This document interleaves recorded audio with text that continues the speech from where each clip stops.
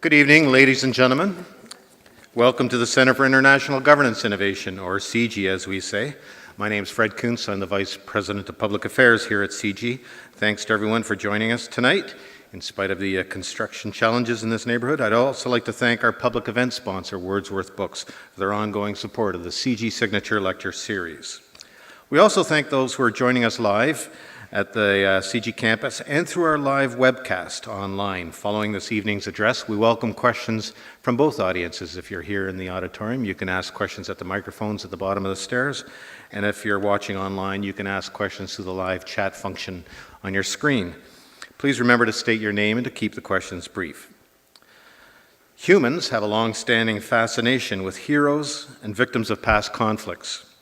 We talk about their triumphs and sacrifices, write books, script movies, and build social media campaigns, all with the purpose of memorializing their contributions. In the case of historically significant conflicts and wars, commemoration often takes the form of a permanent installation, a memorial, a monument. Tonight, Professor Ed Linenthal will speak to us about what our commitment to memorializing heroes and victims of war says about our society, and he'll discuss the interplay between place and memory. Here to introduce tonight's speaker more properly is James Blight, a professor at the University of Waterloo and the Balsley School of International Affairs. Jim, and his longtime partner Janet Lang are both experts of history and international affairs. She's with us here tonight as well. He'll explain more. They received their doctoral degrees from the Harvard John F. Kennedy School of Government. And Jim and Janet are best known for the development and application of critical oral history and innovative research methodology. So please join me now in welcoming Jim and Janet.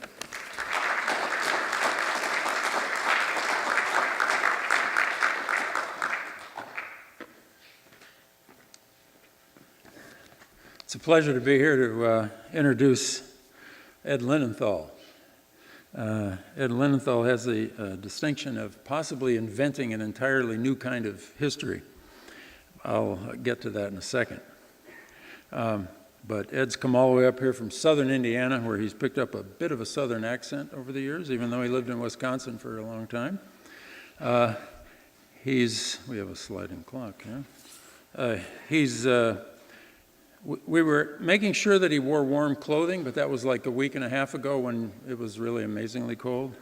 And so he showed up looking like Nanook of the North on a day that's sort of mild out there. Now, second pre-point is I have breaking news that I'd like to share, which is that Janet Lang, who will be sitting over there as the kind of traffic director in the Q&A, a few hours ago emerged from her last chemotherapy session of 6 months.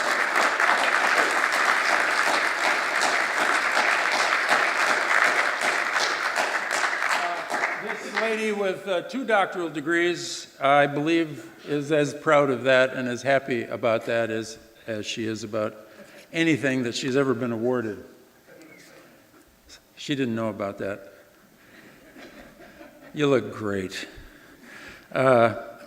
Yes, we've been married for 38 years, and based on the results of this chemotherapy, we might have a few more in us.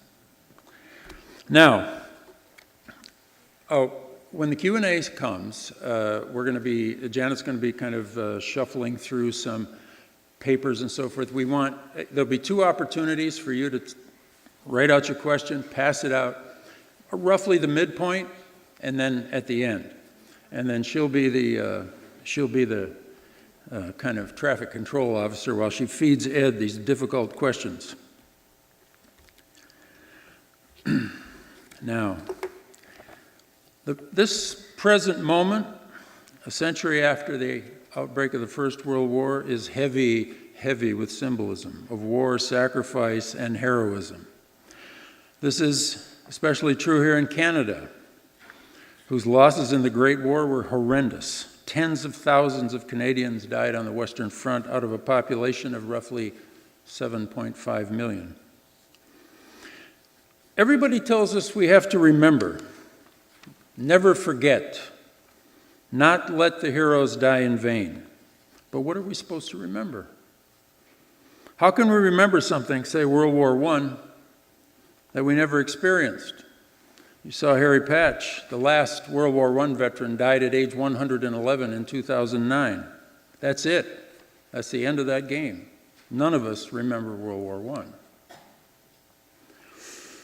I. Supposing we figure all this stuff out, who are the victors, who are the villains, who are the heroes, the good guys and the bad guys, how do we decide the manner in which we commemorate or memorialize the heroes and implicitly denigrate the villains? Ed Linenthal's work is all about who owns the past anyway. The answer to all these tough questions about memory and the past, according to our speaker tonight, and I urge you not to leave because he's got a lot more to say than I'm going to give him in this sentence.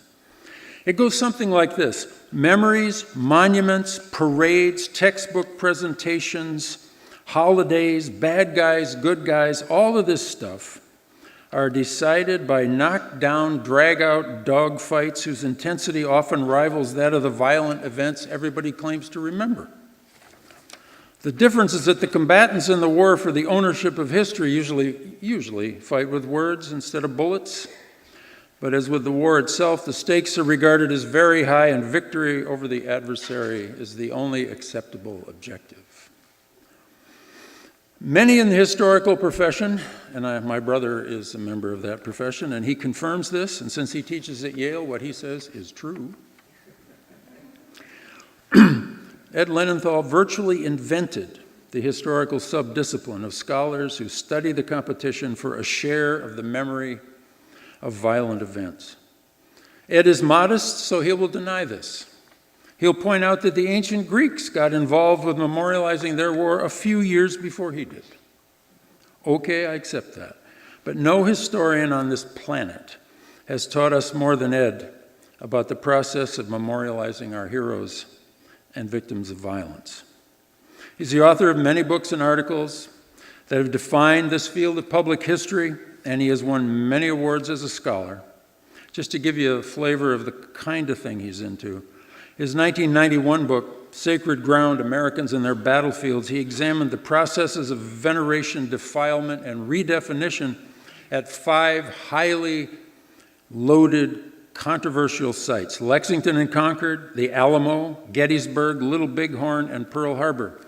And even myself, with a very sort of superficial knowledge of all this, I understand that each of these has good guys and bad guys, but not everybody agrees on who the bad guys are and who the good guys are.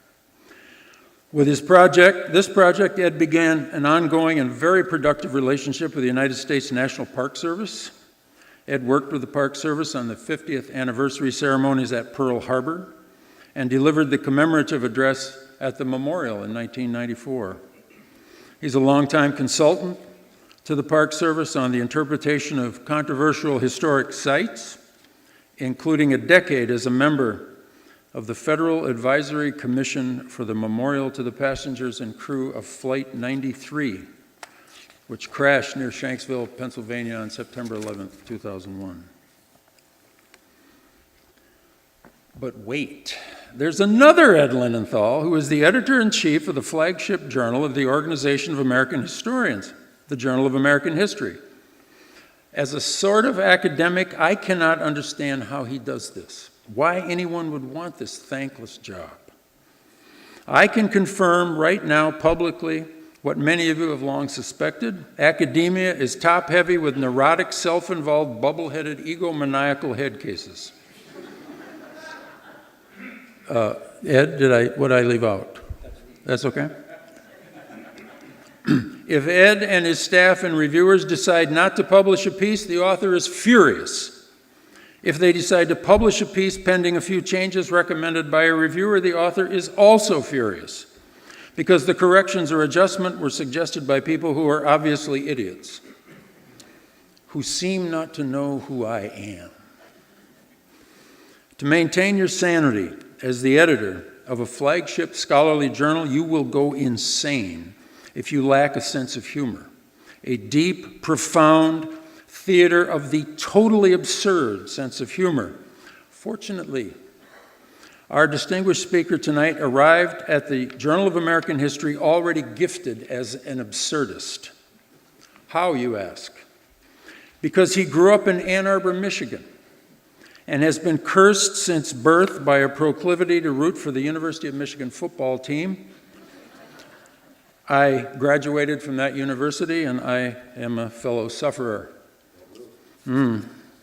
As some of you may know, tomorrow is the annual ritual killing of the Michigan Wolverines by the Ohio State Buckeyes, an event we will watch together at our home with the fascination equal to that of Londoners in the 1500s who showed up for the decapitation of Henry VIII's latest sacrificial wife. The saintly Albert Schweitzer's motto was reverence for life. Our speaker might be slightly less saintly than Schweitzer, but his motto could be irreverence for life. It's made it possible for him to navigate the minefields of public history, to face down the prima donnas of academia, and to return year after year to Michigan Stadium, no matter how absurd the performance of the home team. Ladies and gentlemen, Professor Edward Linenthal.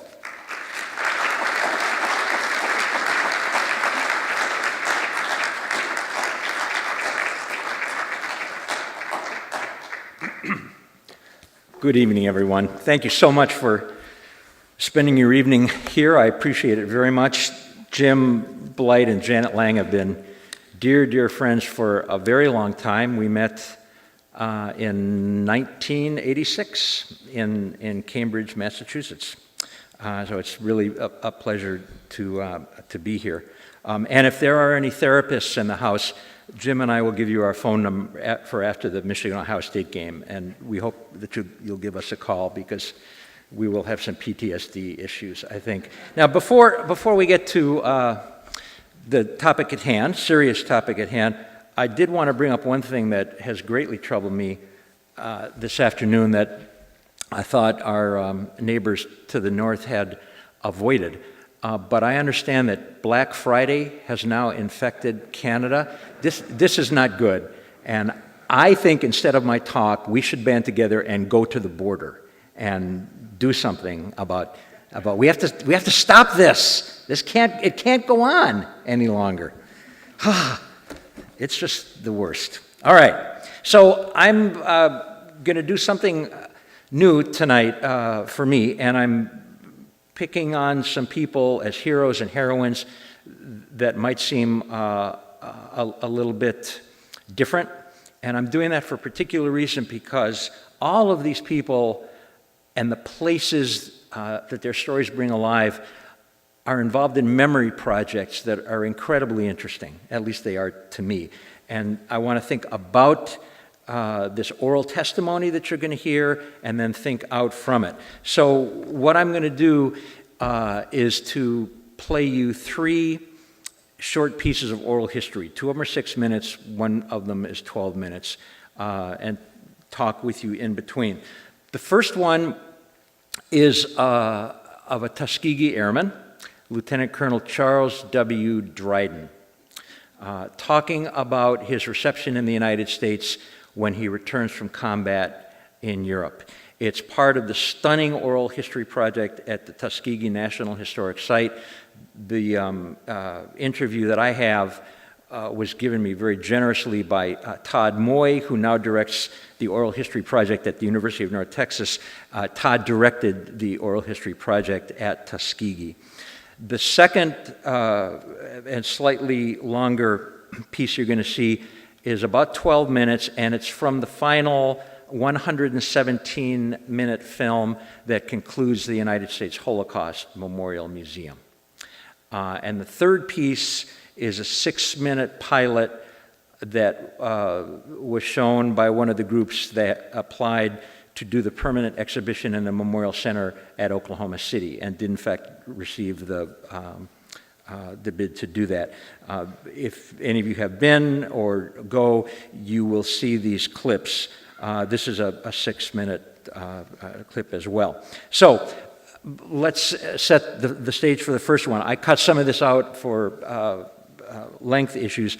So Colonel Dryden is doing this interview with Todd, and he has just finished telling Todd about their return from Europe, and they went to Selfridge Field in Michigan, where they were stationed, and tried without any success to integrate the officers' club there. And rather than integrate the club, the officer in charge closed the club to everyone, and then put Dryden and other Tuskegee Airmen on a train to their new base in South Carolina. And so it's at that point that Todd will pick up this discussion, asking Colonel Dryden to tell him about the trip, and I'll give you a little bit of what is a stunning moment, I think, of his experience in South Carolina. Please. We get to the point of the story. Tell me about the train ride down there. Huh? The train ride to Walterboro? Yeah, overnight train ride. We didn't know where we were going. We boarded the train at night, and the first stations that we saw through the windows were stations in Canada. So we'd been transported over into Canada, and then back to the States and down through the Mohawk Valley in the state of New York. We recognized Pennsylvania Station, and New Jersey, Pennsylvania, Maryland, Washington, D.C., Virginia, North Carolina, South Carolina. And we ended up in Walterboro, South Carolina, deep in the South. When the train pulled up at a siding, there were armed guards about every 100 yards with carbines, nothing but trees all around. So the first thought occurred to me and the rest of us was that we were being interned as the Japanese Americans had been out on the West Coast. But it turned out it was an Army air base where we were going to be trained. And when we got off the train, we were taken by truck to some World War I type of shanty barracks. Very basic accommodations, a cot, a steel cot, a mattress, no mattress covers, no pillow slips, or anything like that. So the guys decided to, it was a Sunday that we arrived, they decided to go find a movie and see a movie and relax. And I wanted to make sure that all the men had at least quarters and so forth, since I was a senior ranking. Not by any designation, it's just that everybody sort of looked up to the fact that my classmates and myself were in, I was the only one of my classmates who was sent back as an instructor. So I made sure that everybody was billeted and had some sort of basic accommodation. So I took the time taking my shower, and I put on a press uniform and walked down a pathway to the theater. And it's almost like the Boondocks, you know. When I arrived at the theater, it was about a 3/4 mile walk. The guys were all standing in formation. And there were just a couple of pilots with a lot of enlisted men who had gone to the movie. So as I approached the theater, there was a second lieutenant, Bayless, who called the men to attention, and he reported to me. He says, Lieutenant Dryden, Lieutenant Bayless reporting. So I said, Bayless, what's going on here? He said, well, we went into the theater, and there was a rope down the middle of the theater, blacks on one side, whites on the other. So the men promptly cut the rope, and they sat, they checkerboarded, two over here, one there, all over the place. So the tech sergeant, who was the theater operator, movie operator, refused to start the film until they restored the segregated seating order. And so the men decided to file out of the theater and call the officer of the day, which they did. And after I'd heard that, I was saying, well, where is the officer of the day? And he heard me, and he said, I'm right here, Lieutenant. He was a major. He had his armband on and the gun. And I said, well, Major, what's going on here? He said, well, these men are trying to sit all over the theater, and that's not the rule down here. You have to be segregated, and that's the way it is, and that's the way it'll be.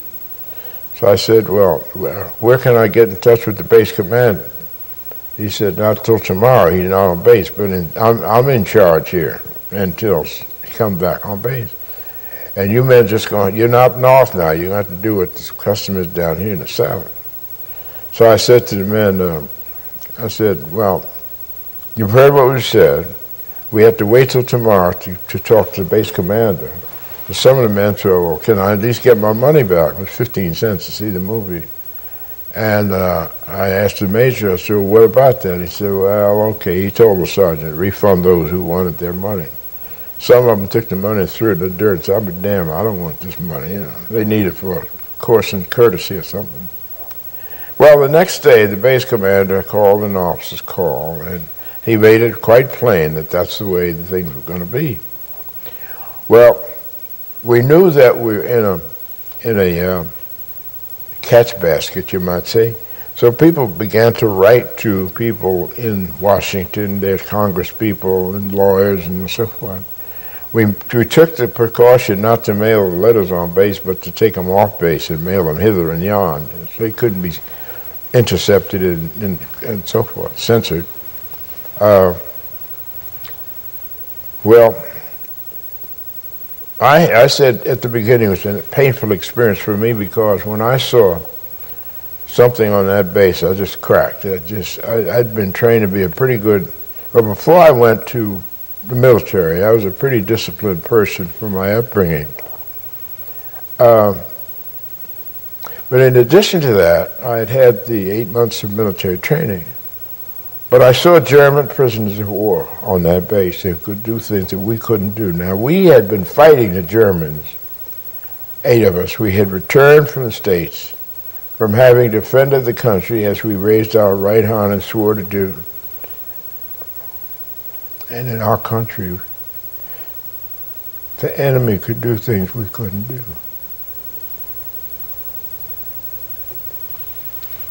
60 years later, I find it very hard to maintain my composure as I relate that.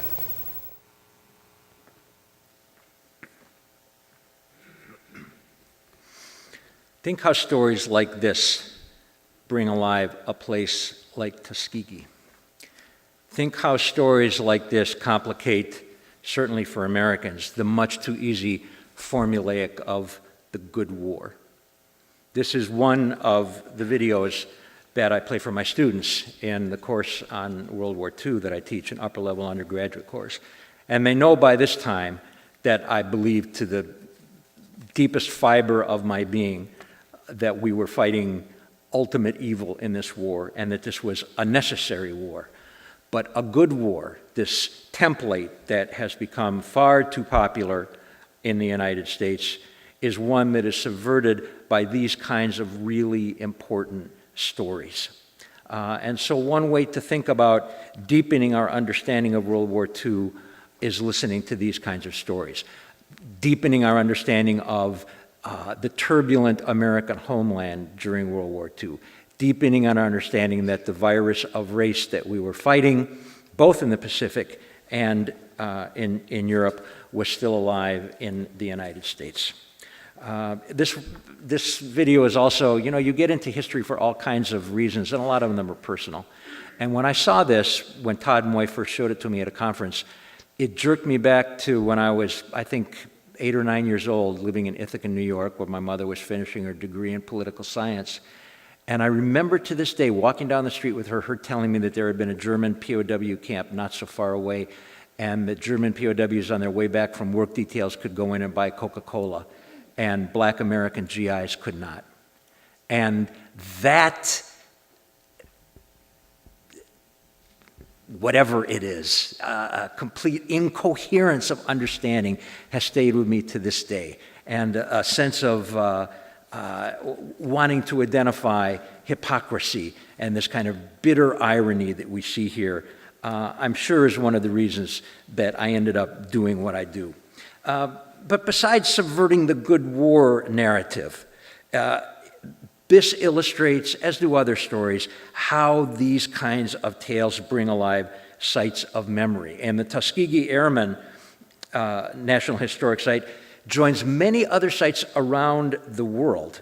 For example, sites in the International Coalition of Sites of Conscience. And their mission statement reads like this: Our members are diverse in every sense.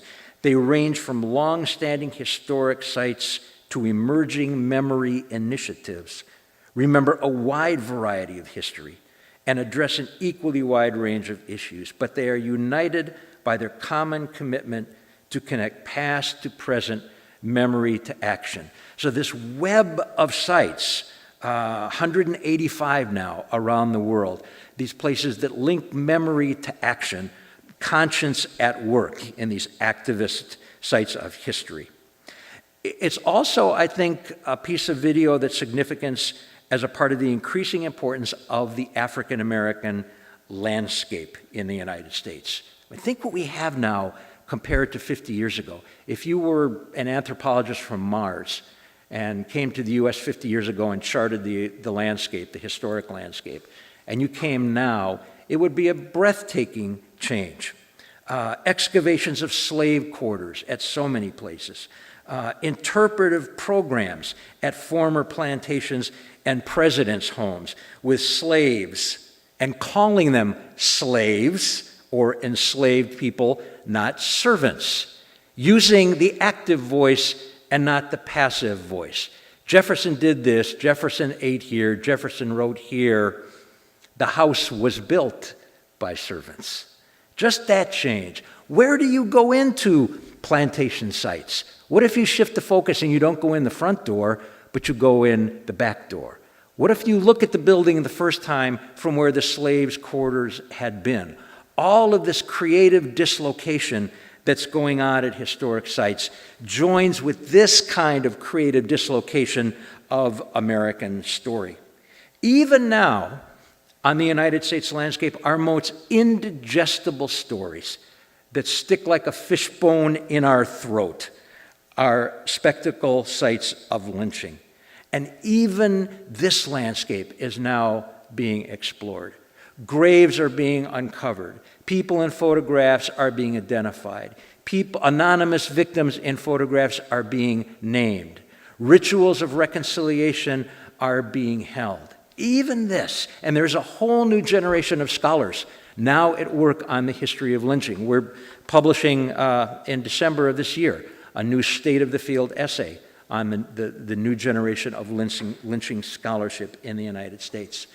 And this landscape of African American history extends far beyond the borders of the United States, as the late historian Nathan Huggins reminds us, framing the slave castles in West Africa as pilgrimage sites for America.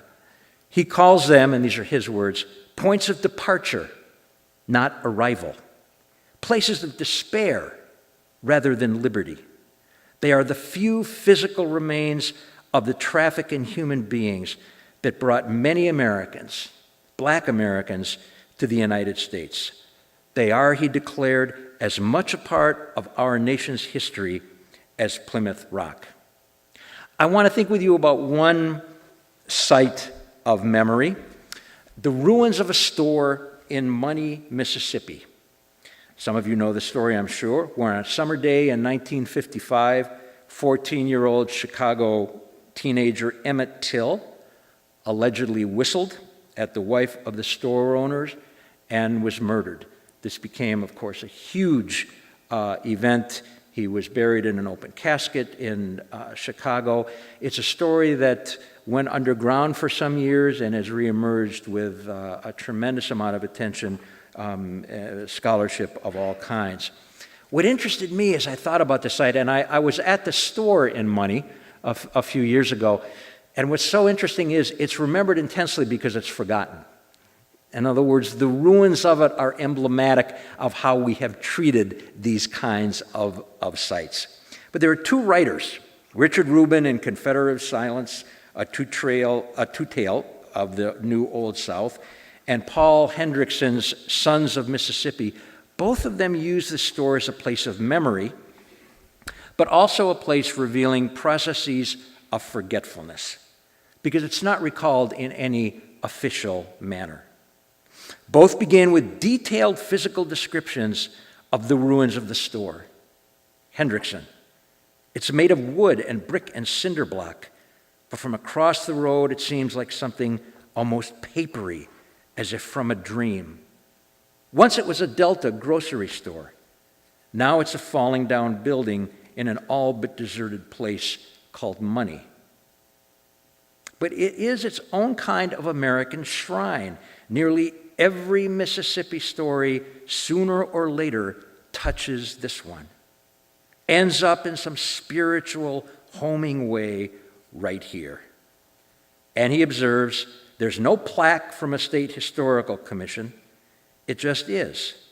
A monument in ruin, forgotten, recalcitrant, collapsing in on itself, set against the memory and the wind of these 5 decades of change and non-change in American race relations. Reuben went off into the store and, in his mind's eye, tried to recreate the scene as it was. His words, I would search the dirt on either side of the front steps, trying to discern where the tables had been. And after a short while, I would slowly and with a false and shallow calm saunter on into the store itself and greet the clerk behind the counter, this is when it was still open, and engage in meaningless conversation for no other purpose than to allow me to study the counter itself and silently postulate. She stood there, a little to the left probably, and he stood here, right on this spot where I am, right now, right here. He found out that Roy Bryant, the store's owner, ran a store in the nearby town of Ruleville, and Reuben went there. I imagined I was about to get close to some sort of pure historical evil, the kind that people read about for many centuries afterwards, but can never really hope to understand or even envision. I wanted to get as close to it as I could.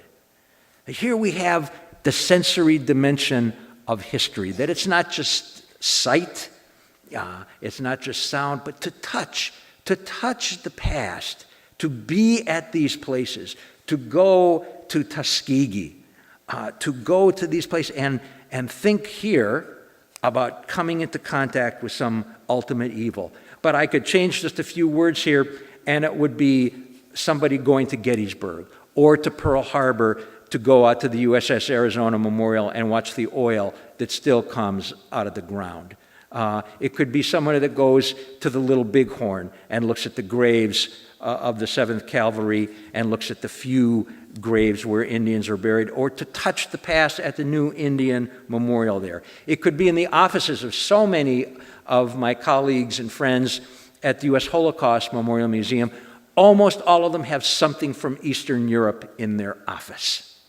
That it's important to have the physical remnants of the past here. I wanted to get as close to it as I could. Isn't this a statement common to a pilgrim, a tourist, an evocative ruin where something important happened? Or perhaps for a voyeur, because we can imagine the pornography of violence and to revel in the mind's eye of the spectacle of it all. And for the consumer, another place digested perhaps with easy comments about the lessons of history. Is a site more effective for being forgotten? And now, ironically, cast as a highly publicized forgotten site.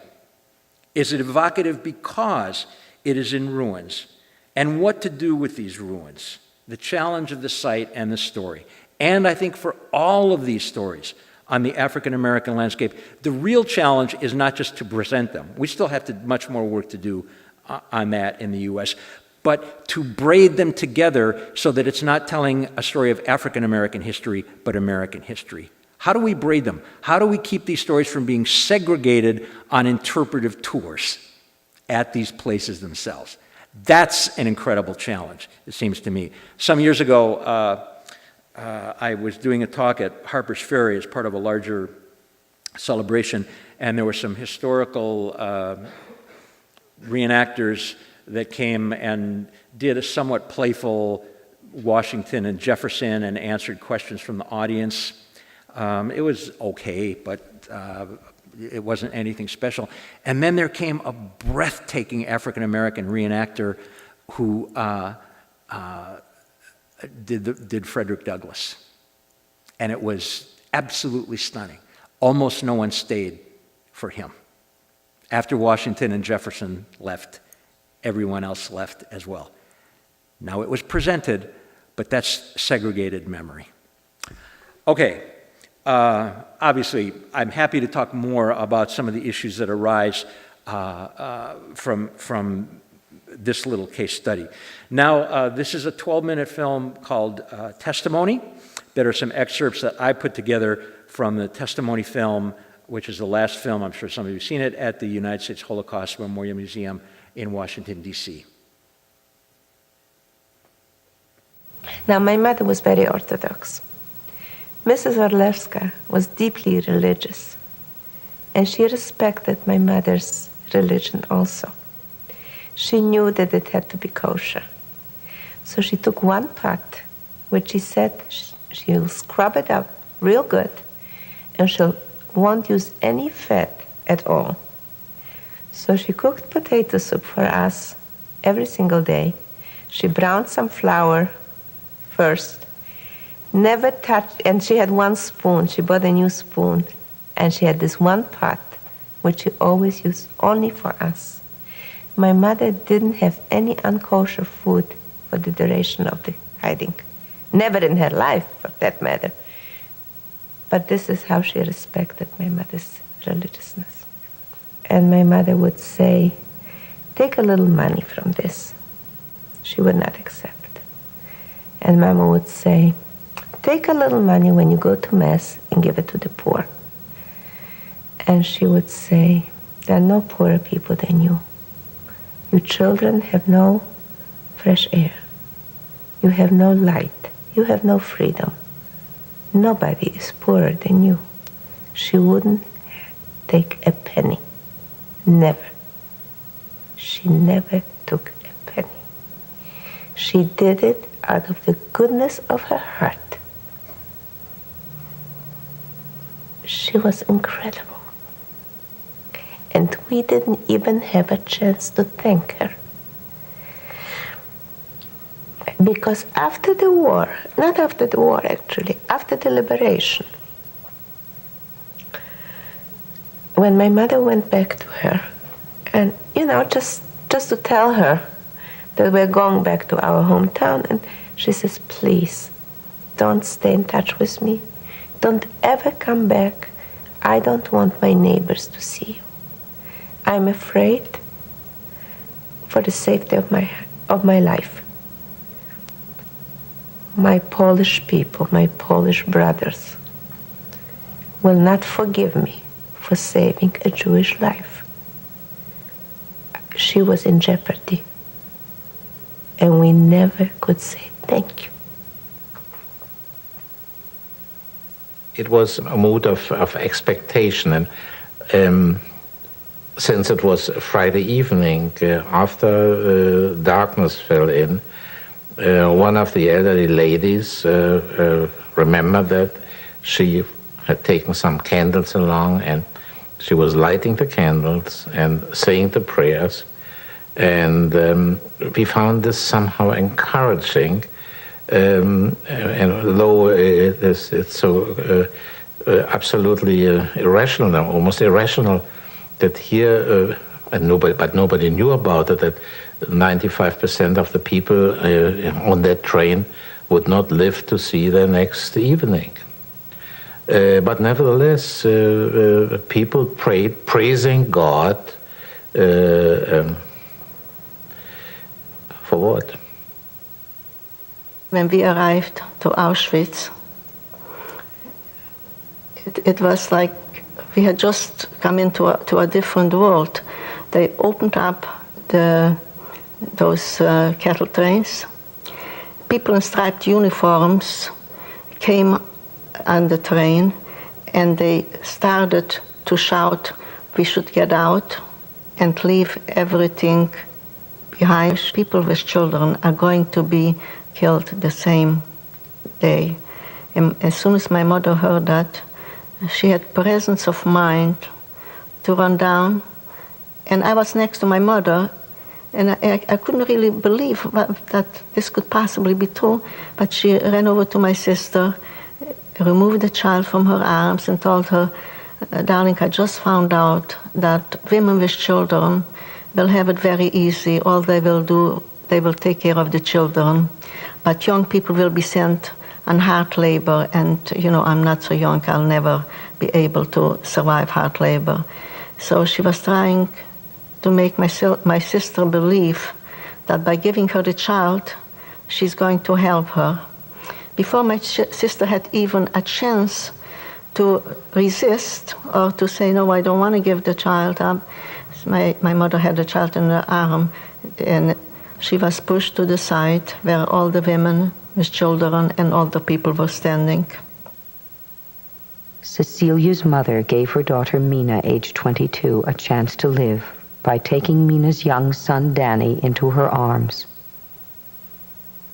This photograph is of Cecilia's mother, Reisel, and Danny shortly before they were gassed.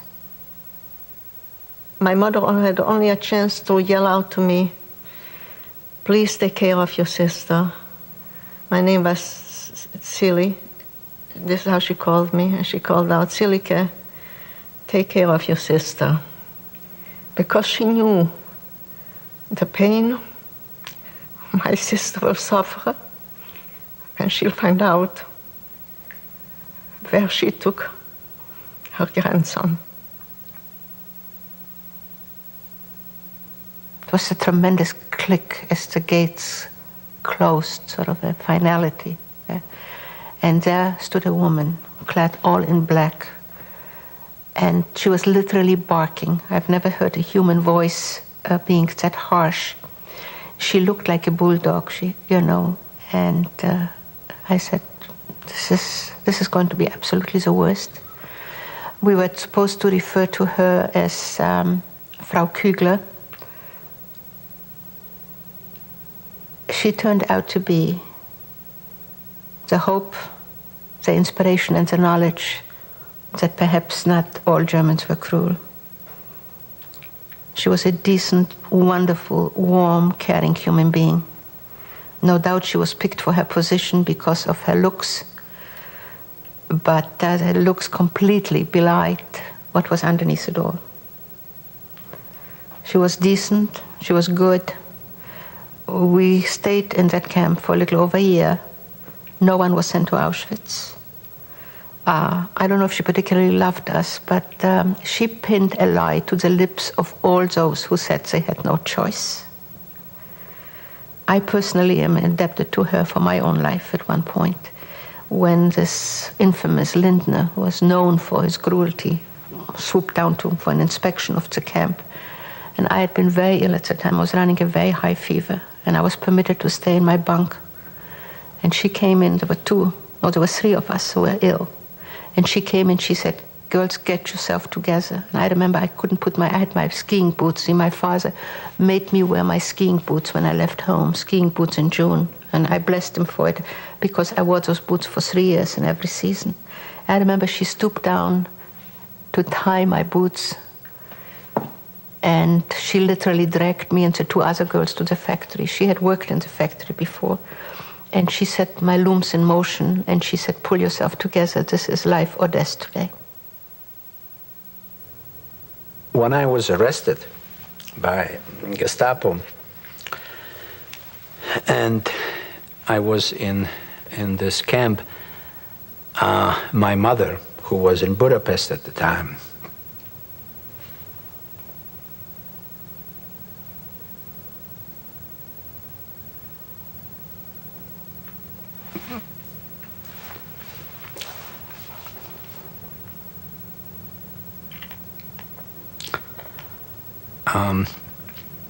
was approached that if she became an informer, they would rescue me, they would get me, which wasn't incidentally true.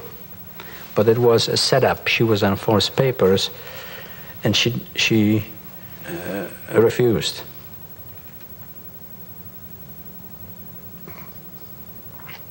And I'm proud of it.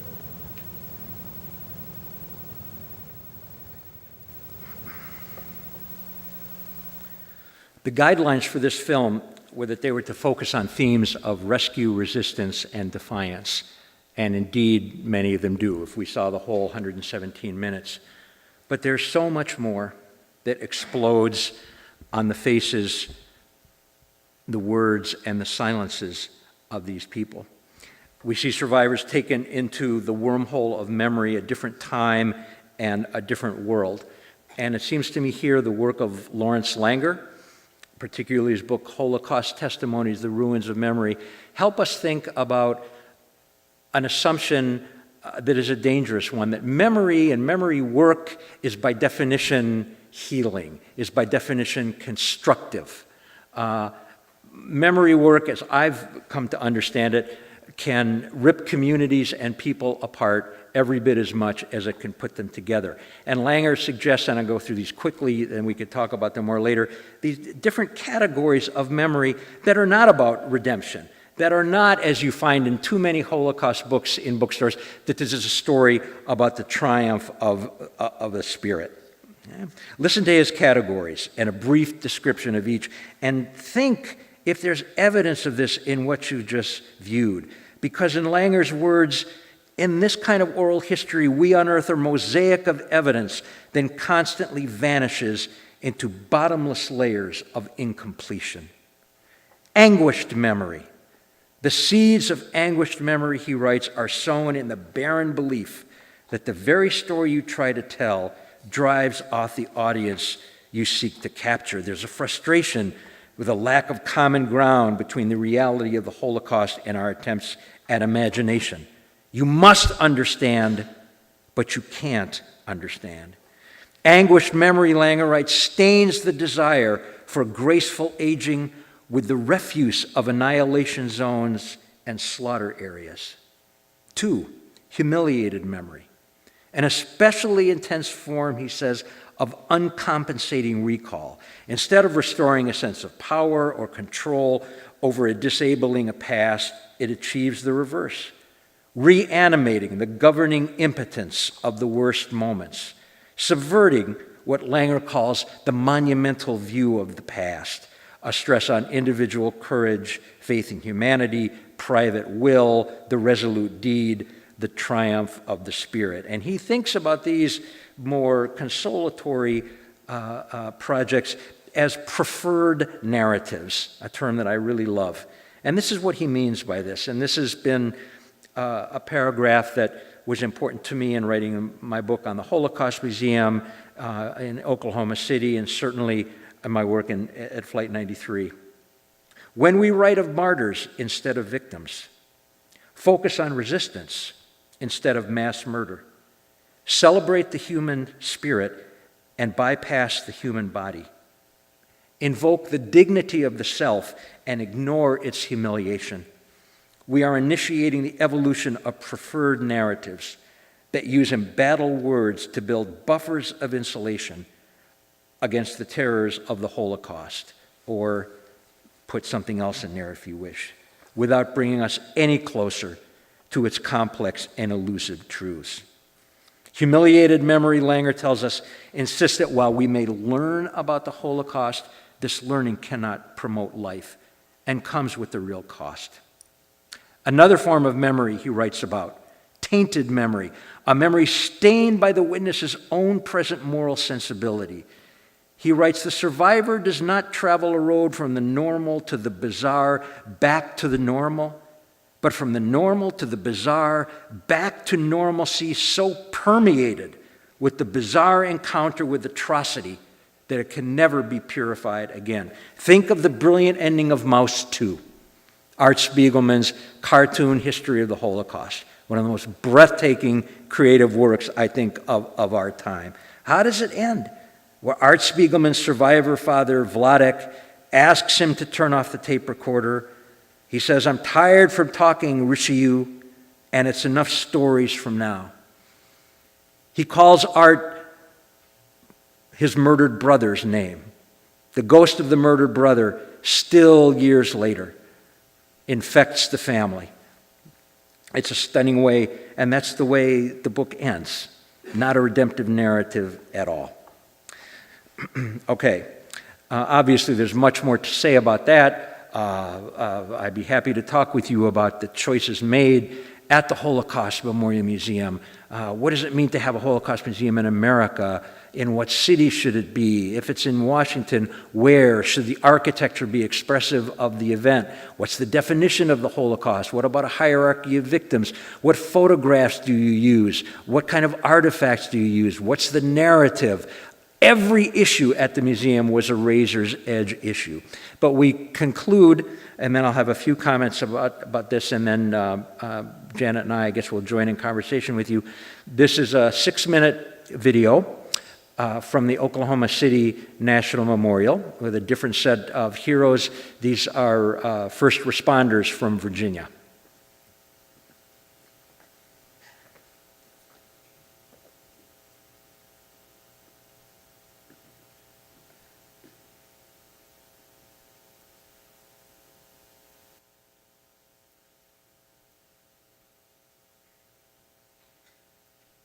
I was actually sitting in a barber chair getting my hair cut, and the news flash came over the TV. And there was very sketchy, vague information of building. There had been a large explosion in Oklahoma City, and at that point, of course, it was unknown what had happened or why. That afternoon when I got home and turned the television on and watched the news, I just couldn't believe what I was seeing. Like everybody, I guess, in the country, we had a hard time believing that this would happen first on American soil, and also that it would happen in a place like Oklahoma City. I wanted to go. It's what I trained for. Our 64-person task force was activated actually on Sunday, and we went out of Andrews and flew into Oklahoma City. We flew into Tinker Air Force Base, and our first impression was just an average American skyline. We were driving down a highway, and the first image you had of anything that was wrong was headlights. Everyone, as a show of support, was driving around with their headlights on. When we turned the corner, my first approach to the Mirror building was just the amount of devastation. There was just damage for blocks. It was just amazing to me that a bomb could do that. The roof of one of the buildings completely blown off, the glass blown out of buildings for blocks away. It wasn't just seeing that building, but everything else combined with it that you didn't see. Despite all of the work that we had done and all the drilling, we weren't prepared. Nobody was.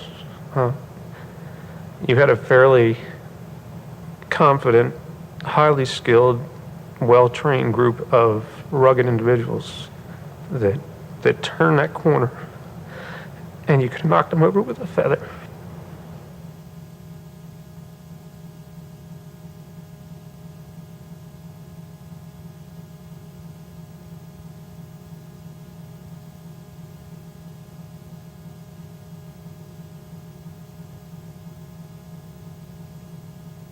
From the time we get there until the time we leave, our sole purpose is to find someone alive in that building.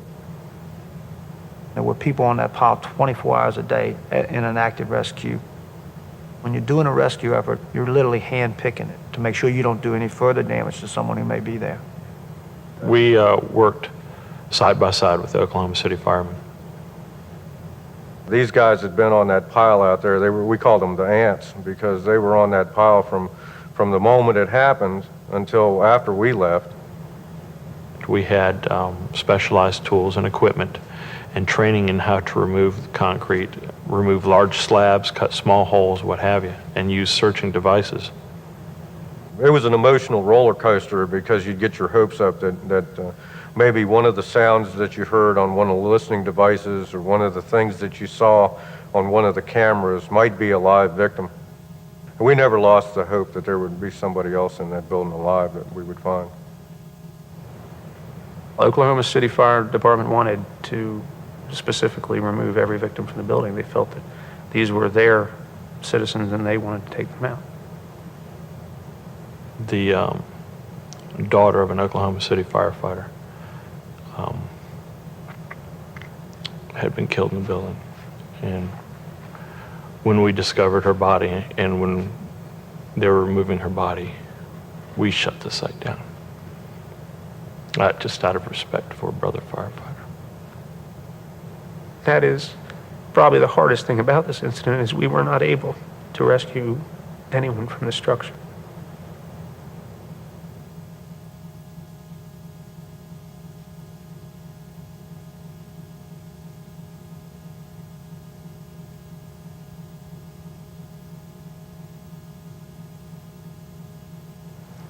It was amazing that during a time when so many people were hurt and so many people were emotionally involved with what happened out there, that they could pull together and act as a team, come together and as a family and support the rescuers and support all the people that were working out there, and also support the families of the injured and the people who lost their lives.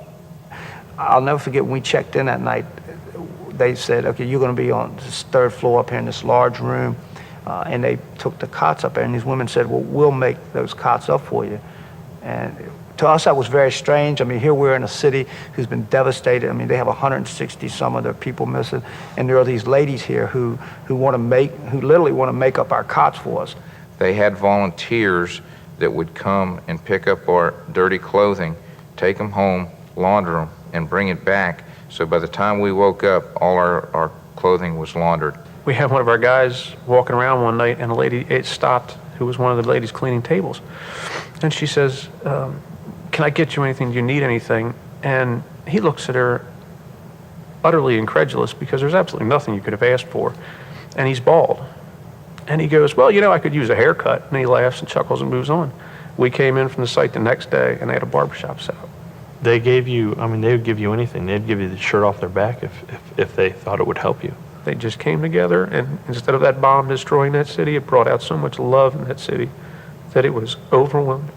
And that is what I will never forget about that, is the way those people in that city came together. The people of Oklahoma City and the firefighters that work in Oklahoma City are the strongest people that I've ever met.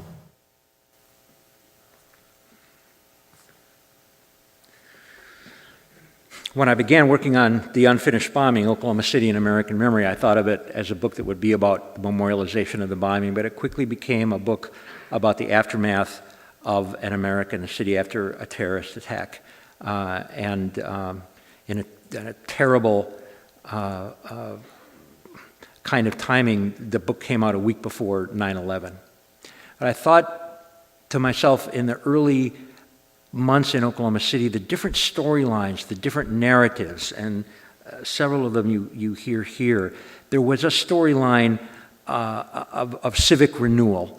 Yes, it was horrible, but we're Oklahomans, we'll go on, we'll rebuild, we are strong.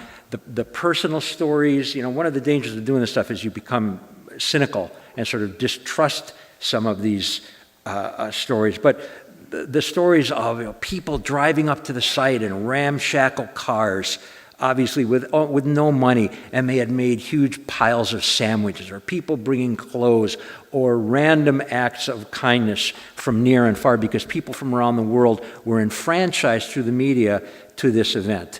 And you had very touching kind of examples of no person being an island, and of course you also had the fact that these events bring out a lot of craziness in people as well. But there's often this kind of collective effervescence after these things, that this disaster is going to bring us all together.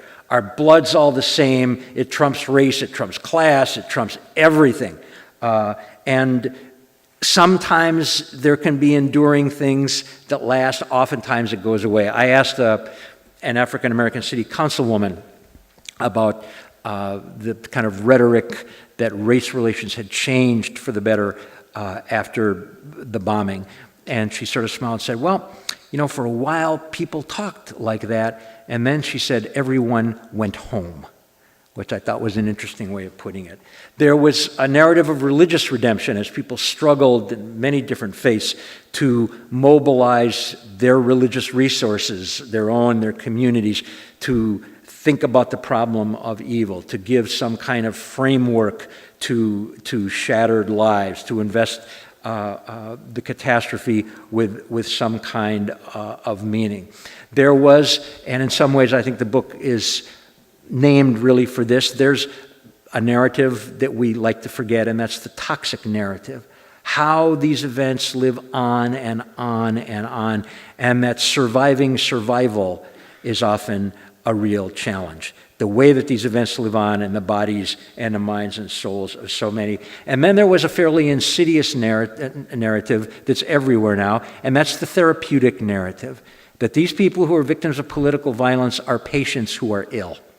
And they have to seek out the new priests of the therapeutic kingdom, grief counselors and the like, who will unlock the answer to their illness for them. And this goes along with the language that for me is like nails on a chalkboard. Closure, without question, one of the most obscene words in the English language. And healing process. Closure. So there's a time to grieve, but then if you grieve too long, you're ill. And who determines that time and the limits of grief? There were African American families who, when they told their loved ones had in fact been identified, everyone went to this one church to be notified, were falling on the ground and expressing their grief in physical expression. And oftentimes the mental health workers had to be physically kept from sedating them. Right? This was the kind of thing that went on. Or healing process, as if grieving is a series of stages that you can chart, rather than being like a virus that circles and erupts in all kinds of ways. There are also preferred narratives, and this was true in 9/11 as well, that try and nationalize these events and turn people who were murdered in these acts into sacrificial patriots. Now, without question, the people who went into the towers in New York did in fact offer their lives in sacrifice. The people that chose to stay with people in the towers and keep them company in death did in fact sacrifice themselves. Nurse Rebecca Anderson, who ran into the Murrah building and was killed by falling debris. But other people just went to work. And at the 5th anniversary of the bombing in 2000, the dedication of the memorial, President Clinton came and said the following: "There are places in our national landscape so scarred by freedom sacrifice that they shape forever the soul of America. Valley Forge, Gettysburg, Selma. This place is such sacred ground." Well, these words really grated on me. However well-meaning, they seem profoundly misleading and, frankly, immoral. Because when you apply these kinds of narratives, you are taking away some of the power, the disruptive power of these events to offer soothing words that are, frankly, dishonest. These people's lives were not given in an act of conscious sacrifice for the nation. They were taken in an act of mass murder. The landscape to which Oklahoma City and 9/11 is connected is not Valley Forge, not Gettysburg, not Selma, but sites of political terrorism and mass murder. The 16th Street Baptist Church in Birmingham, Alabama. The McDonald's in San Diego. Columbine High School. A wife of a Secret Service agent who I came to know, I wanted her to read this part of the chapter because I wondered if I was being too harsh, if I was being too critical. Her husband had just transferred from Washington to Oklahoma City a few weeks before and had been murdered in the building. So I sent her the stuff that I've just read to you, and I said, "Will you look at this, Pam, and tell me what you think?" And she sent me, I think, one of the most breathtaking things that I've ever read. "You are right that my husband was always prepared to give his life for others. He once told me that he believed he would die young in the line of duty. I do not think this was in any way an honorable or constructive way to die, or what any law enforcement person would choose as a way to give his life. Here's where my anger comes in. He was always prepared to defend the innocent or put his life on the line to protect. He was given the opportunity to do neither in this situation. I believe we heal better when we accept the truth. This was nothing more than a damn waste of lives. All the more worthy of our heartbreak, and the families all the more worthy of our sympathy." Her response is, I think, a magnificent example of the integrity of memory, of how someone seared with recent loss has the moral courage to resist the allure of preferred narratives. Well, I have no conclusion to this, and I know we're going to continue our conversation. I end this in the same way that Claude Lanzmann ends his brilliant 9.5-hour film Shoah, as the trains that had taken so many people to their deaths continue to rumble on as the film ends, taking people either to safe destinations or not. And so we too rattle and clatter on as best we can. Thank you.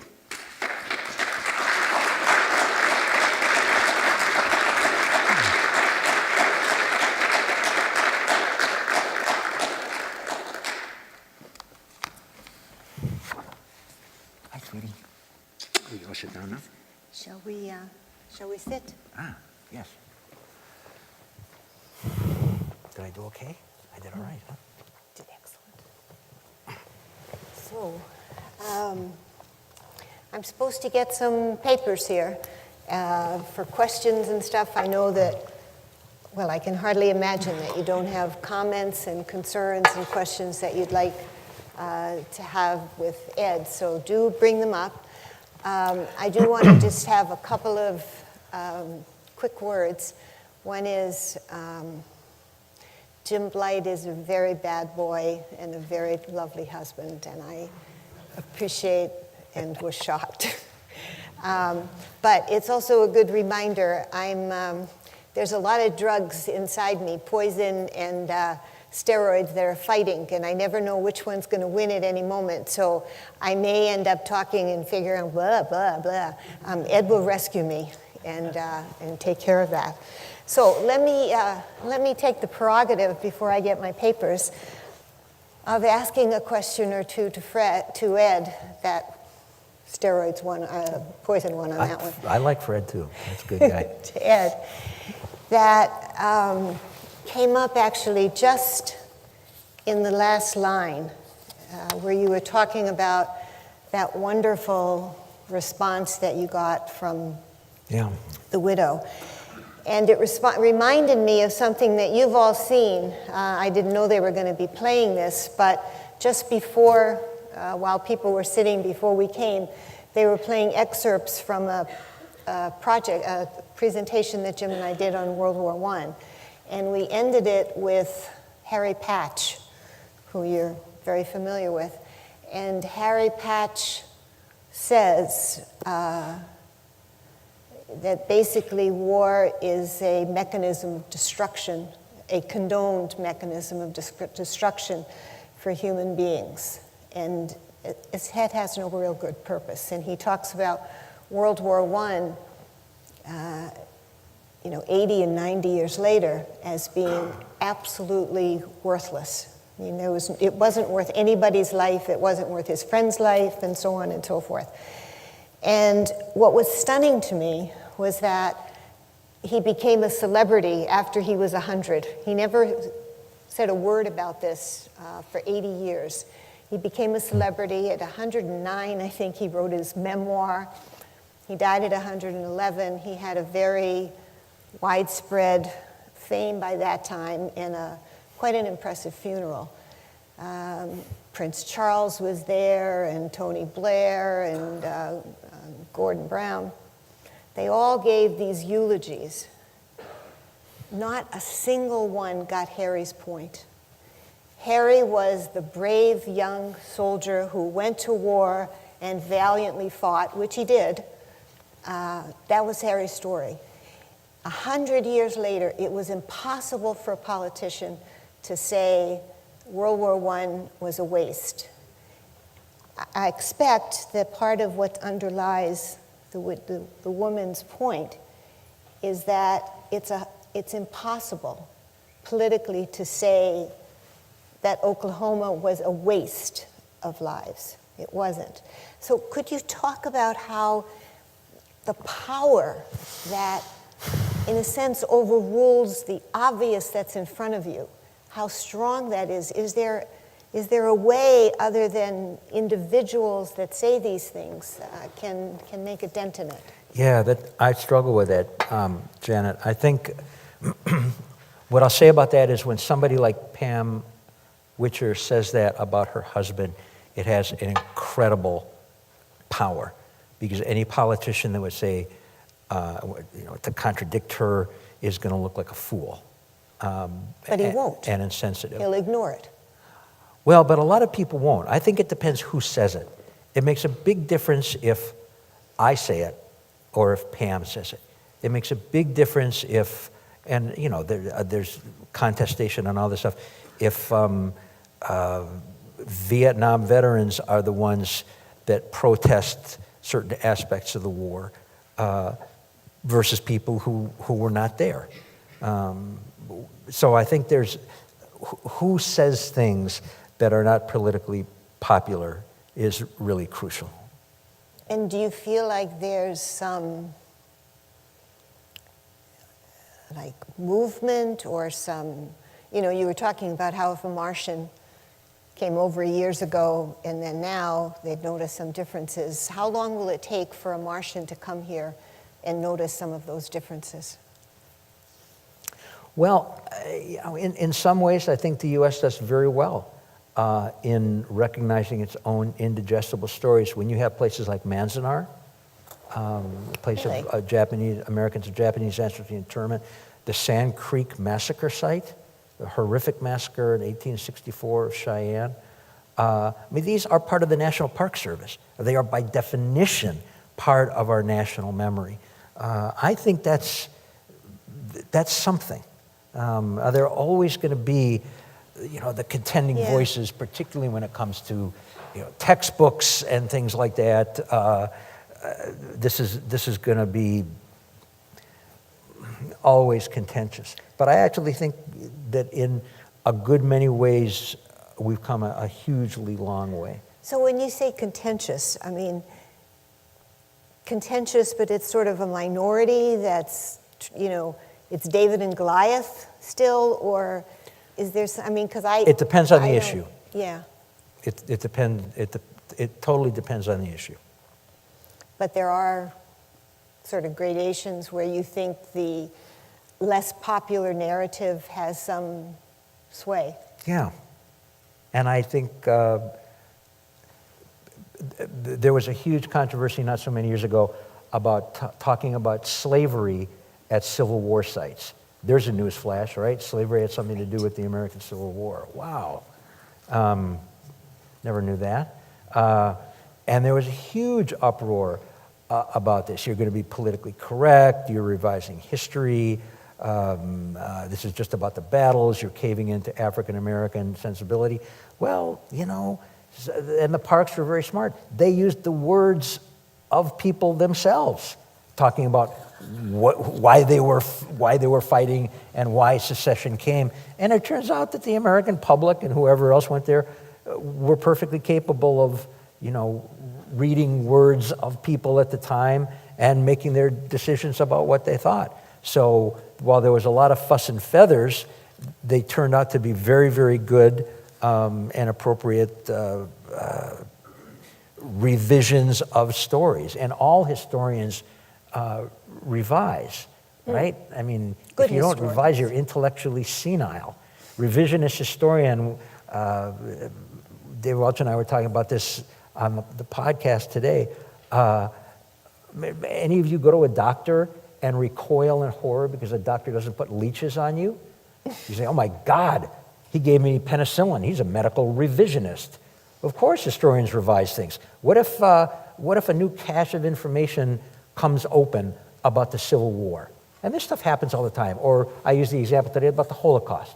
Eastern Europe opens up after the fall of the Soviet Union. We are learning so much now about the Holocaust in the former Soviet Union and Belarus and all of these countries. So if you're a Holocaust historian, you're supposed to think, man, I'd love to go look at those files. But doggone it, if I do, I'm going to have to revise some stuff, and that will make me a revisionist, so I just won't go. Well, that's just dopey. So this is one of the most ignorant comments.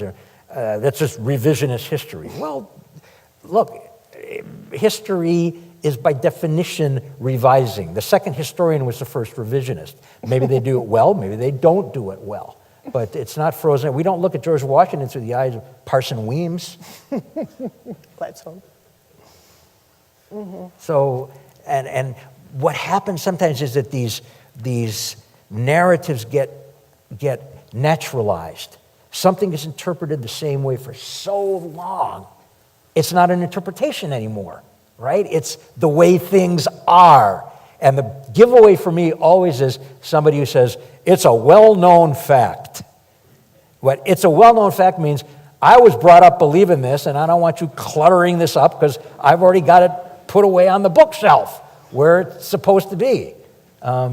It's great stuff to think about. There's some great questions here, but I have to do a quick follow-up on this point, because the historians, I mean, you are so crucial, obviously, in this whole process of educating us on, as Jim said, things that in principle we don't remember, we can't remember, right? So we need this kind of stuff. But historians can also be those academic people that are at that conference that you hated to go to, and so forth. So how do you talk about sort of the influence of historians on real people, on kids growing up, on people doing their shopping, on bankers, on other people? I mean, how do we know the good stuff that you have? Yeah, I think there are quite a number of historians who enjoy working in public, who enjoy writing for the public. I think if someone, wants to be a scholar and write specialized books for specialized audiences, that's great. I think it's always a challenge, and I think it makes me sad that there's so much wonderful history being written that people don't read. And I don't know what to do with that. But on the other hand, despite the flaws and faults that people find and stuff, you have people like Ken Burns and others who are wonderfully important, and people associated with the National Park Service. Yeah. So I think there, and all kinds of other organizations, the American Association for State and Local History, the National Council on Public History, and the fact that there's contention. Well, that's what we do, so we do what we do. Now, I do, once in a while when I get really tired of a certain kind of academic discussion, as I said in my email to you, and someone asks me at a conference if I'm doing a paper, well, Professor Linenthal, what's your methodology? I will gently say, well, I had one, but I lost it in an infection. The leeches got it. Yeah. I mean, you can't take that stuff too seriously. Okay, let's go to some questions here. Questions? Oh, I'm sorry? Yeah, go ahead. Yeah, okay. So can you comment on the value of media in documenting stories versus the role of media in fueling and shaping stories related to violence? Wow. There are many, many people who can do both parts of that a lot better than I can.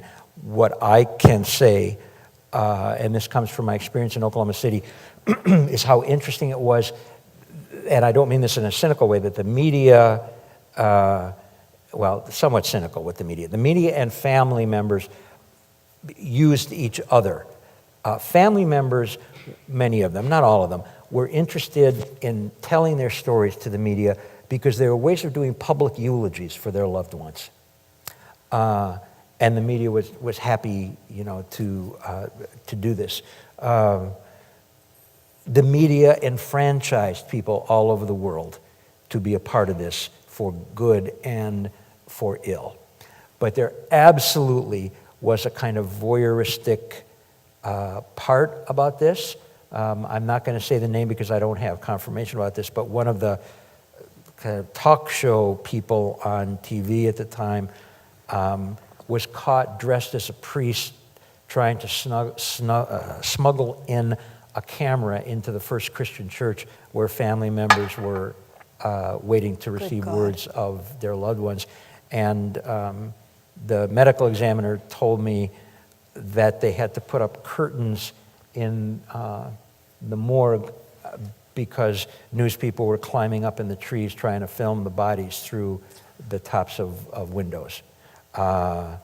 Family members were affected by the enfranchisement of many, many people. Mothers of murdered children were stalked.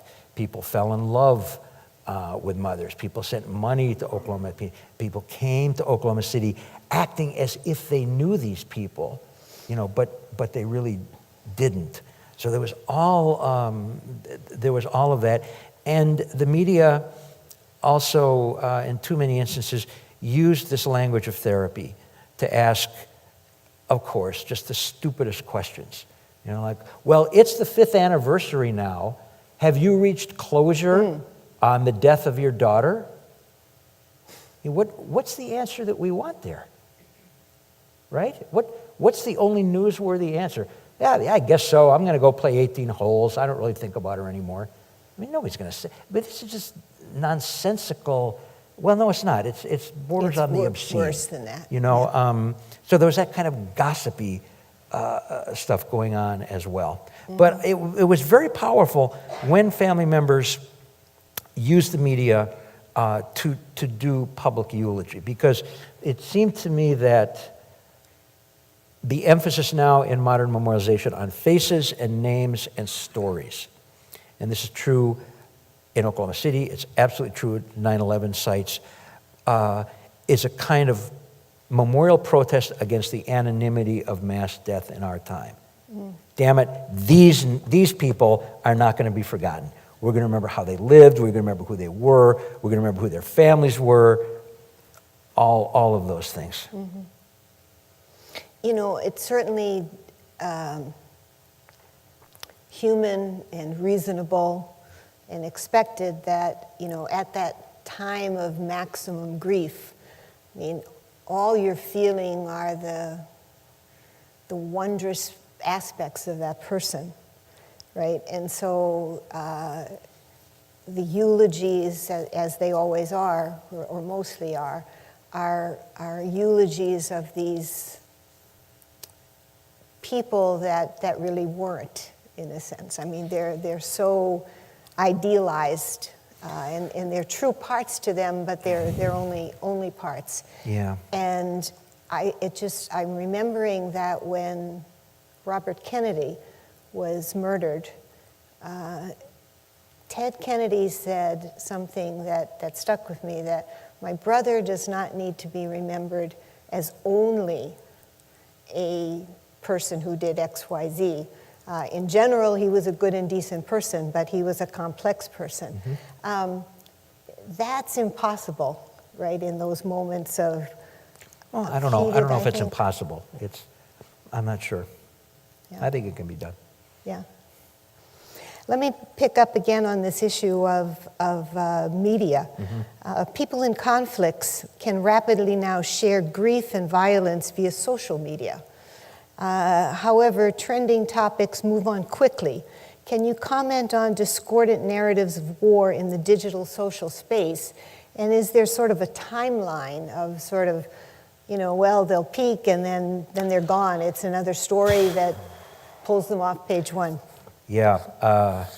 This is sort of why I'm glad I'm retiring fairly soon, and I'm not trying to be flippant about this at all. I'm really not. But I can't comment on this because I don't understand social media very much. I understand its significance in terms of awakening people to all kinds of things, but I don't use it. I don't study it. I don't have a good feel for it. It's a wonderful question, and there are people who can answer that, but I'm not one of them. Okay. Honest man. I'm not either, by the way. I truth be told, you have I loathe Twitter. A slide projector is still cutting edge technology for me, so that's part of the problem. I have a two-part question here related to Tuskegee. One is a fairly simple part, and then a broader leap. So a person here asks, my understanding is that the Tuskegee Airmen were actually one of the most decorated Air Force units in the country. Is that correct? Yes, it is. And so all the more bizarreness and sadness of the Alpha to Omega. You talked to part two, when you had that first very moving clip up there of their return to the South. You talked about that for you now as a way to add discordant sound, a discordant voice to the so-called good war. So it seems that to this person that, in a sense, every war has those discordant voices in there, but we still talk about the good war. We still talk about good parts of war. We still talk about the valiant war. We almost have to talk about a valiant war, and that discordant voice never comes in real time. It comes in later, it comes in lower. How do we get, since this happens again and again and again, Tuskegee is not an outlier in that way. Yeah. How do we get that point really into action, into the fiber of society? Well, boy, if I knew the answer to that. I think it's difficult because you've got people in harm's way and people invested in, when they die, making that blood sacrifice meaningful. And too often the discordant voices come across as unpatriotic. African Americans in World War II, though, with the double V, victory at home and victory overseas, could make a claim, that patriotic claim: we're ready and willing to fight for our country, but we also want to be treated as full citizens. Right? That our blood means something. But it's also a little bit sad that the price for being a full citizen is you have to prove it by dying in a war. It seems to me there are other more enlightened ways of, becoming citizens. But like voting. Yeah. I think this clip and others like it are wonderful tools. Studs Terkel, I'm sure many of you know his book, The Good War, Oral History. And the good war is in quotation marks because of the irony that he brings to it for these kinds of reasons.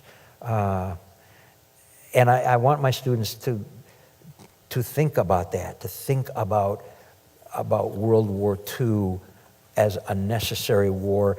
But how do you call a war good that killed 55 million people, that brought the Holocaust, that brought the bomb?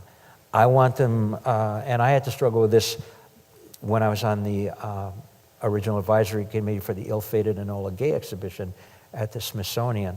I've actually moved some ways in my thinking about the bomb, and I ask students to think about occupying a very difficult space and then working within that space, that the bomb can be conceived as both necessary and unacceptable at the same time. And that's a really interesting tension. And in some ways, that's where I find myself. Yeah. And sharing those tensions and, telling students that you're struggling and occupying those places kind of gives them license to thicken and complicate and contradict their own sense of this. I think it's important for American students to understand that there was an Eastern Front where, oh, by the way, just a few people were killed, right?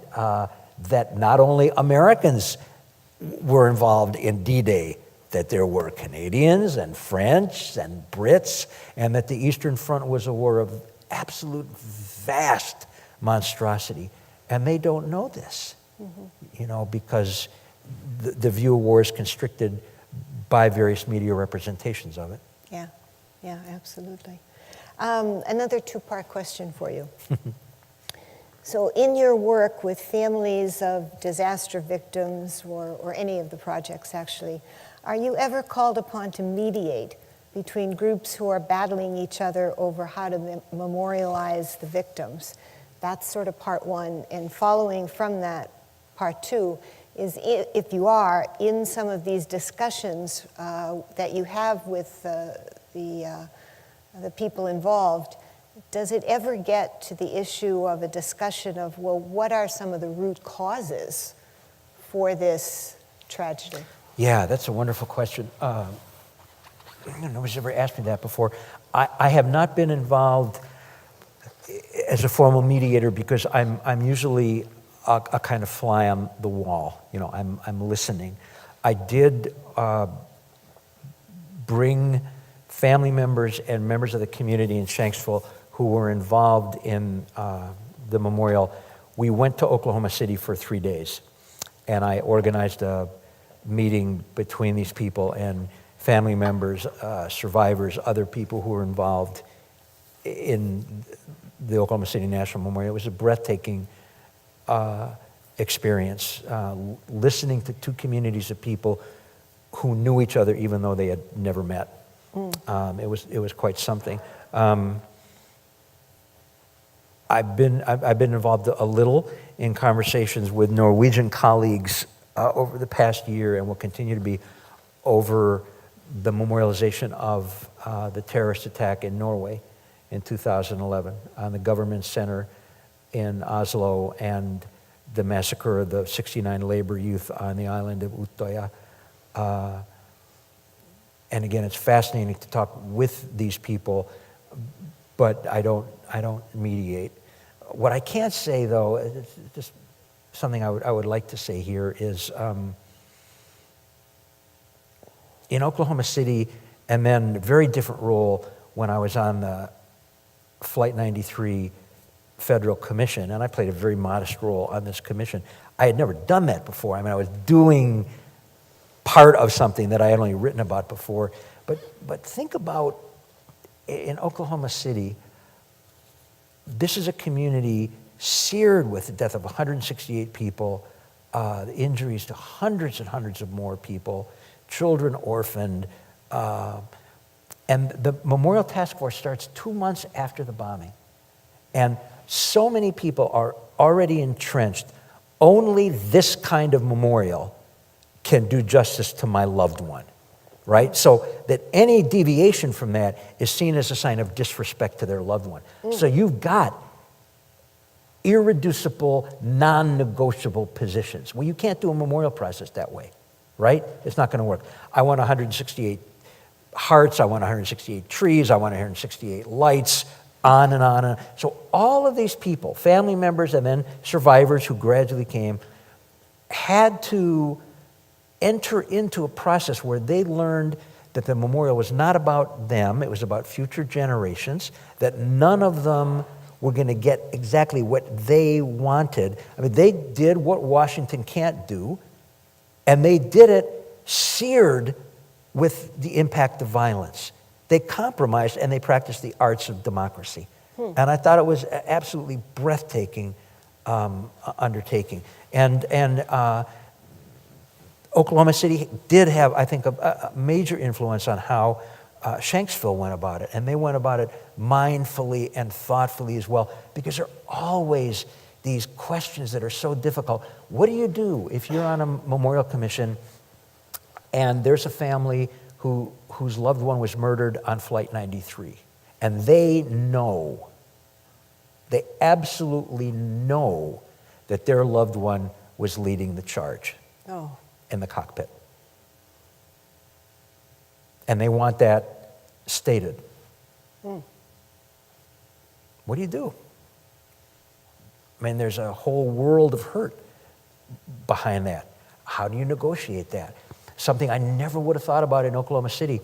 We were watching oral history of family members. And Bob Johnson asked the question of the filmmaker, do you have something of everyone you interviewed in the stuff that's going to go in the memorial center? He said, no. There has to be something of everyone. And you know why there has to be something of everyone? Here's why there has to be something of everyone. Again, every issue is a razor's edge in this stuff. And the problems come from area you don't even think about unless you're so sensitized as he was to this. The wife of the governor at that time in Oklahoma, Kathy Keating, was a wonderful, wonderful woman, did a book of, she asked for family members to write biographies of their loved ones who were murdered and put them in a book, and the money from the book went to scholarships and all of that. But she did this with the best of purposes. But for length reasons, I guess, she didn't use all the stories. Oh my God. And there's a transcript in Oklahoma City that I read of a meeting between her and the mother, someone who I came to know, whose adult daughter was murdered in the building. And it's really interesting. This has never happened before. My memory of that transcript is that it's red, but it's not red. It's black. But the passion of this was red. And the mother said to Kathy Keating, I stayed up for 2 nights to write this, and you didn't put it there. You murdered my daughter again. These are the stakes. You know, so when you read names at a memorial, you damn well better have all the names. But what if you have families who want to have names on a memorial, and there's argument about names, maiden names, for example. What do you do in Oklahoma City when the mission statement said there will be a survivor wall nearby but separate from the memorialization of those who were murdered? The 168 chairs, the lighted chairs, they're absolutely breathtaking, with the names on the front and the smaller chairs for the 19 children who were murdered. If you're going to have a survivor wall with names on them, what do you have to do? You have to define who is a survivor. How do you do that?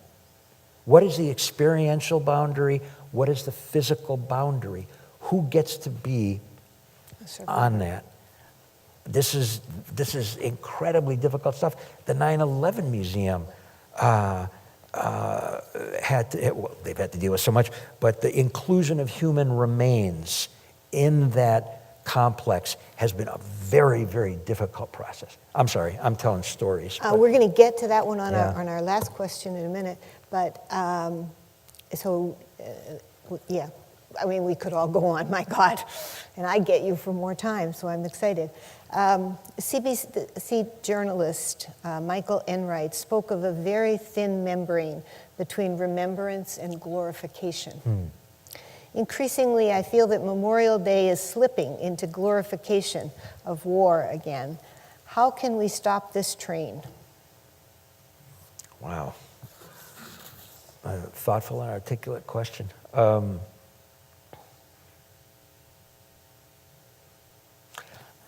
I think during times of war, glorification is part of what happens. I think the voices of poets and others who may ask us to have second thoughts often come later. I think the voices that will be effective in introducing notes of sobriety and humility to something like Memorial Day come from veterans themselves and their families. I think those are voices that are listened to. I mean, Memorial Day is a day that tries to make sense of sacrifice. And when a culture can't make sense of sacrifice anymore, it's got big problems. For sure. Let me return to one quick question from before, and then there'll be a final question that's much more general. Yeah.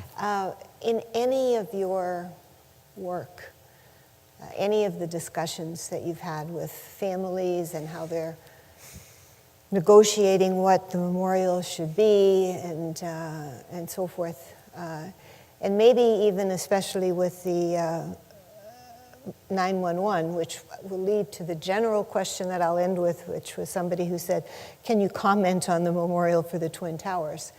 Can you think of any examples where the discussions get into what caused this? Yeah. Or is that just off territory for a while? My one criticism of the first iteration of the Memorial Center at Oklahoma City was that it was as if the bombing dropped out of the sky. Yeah.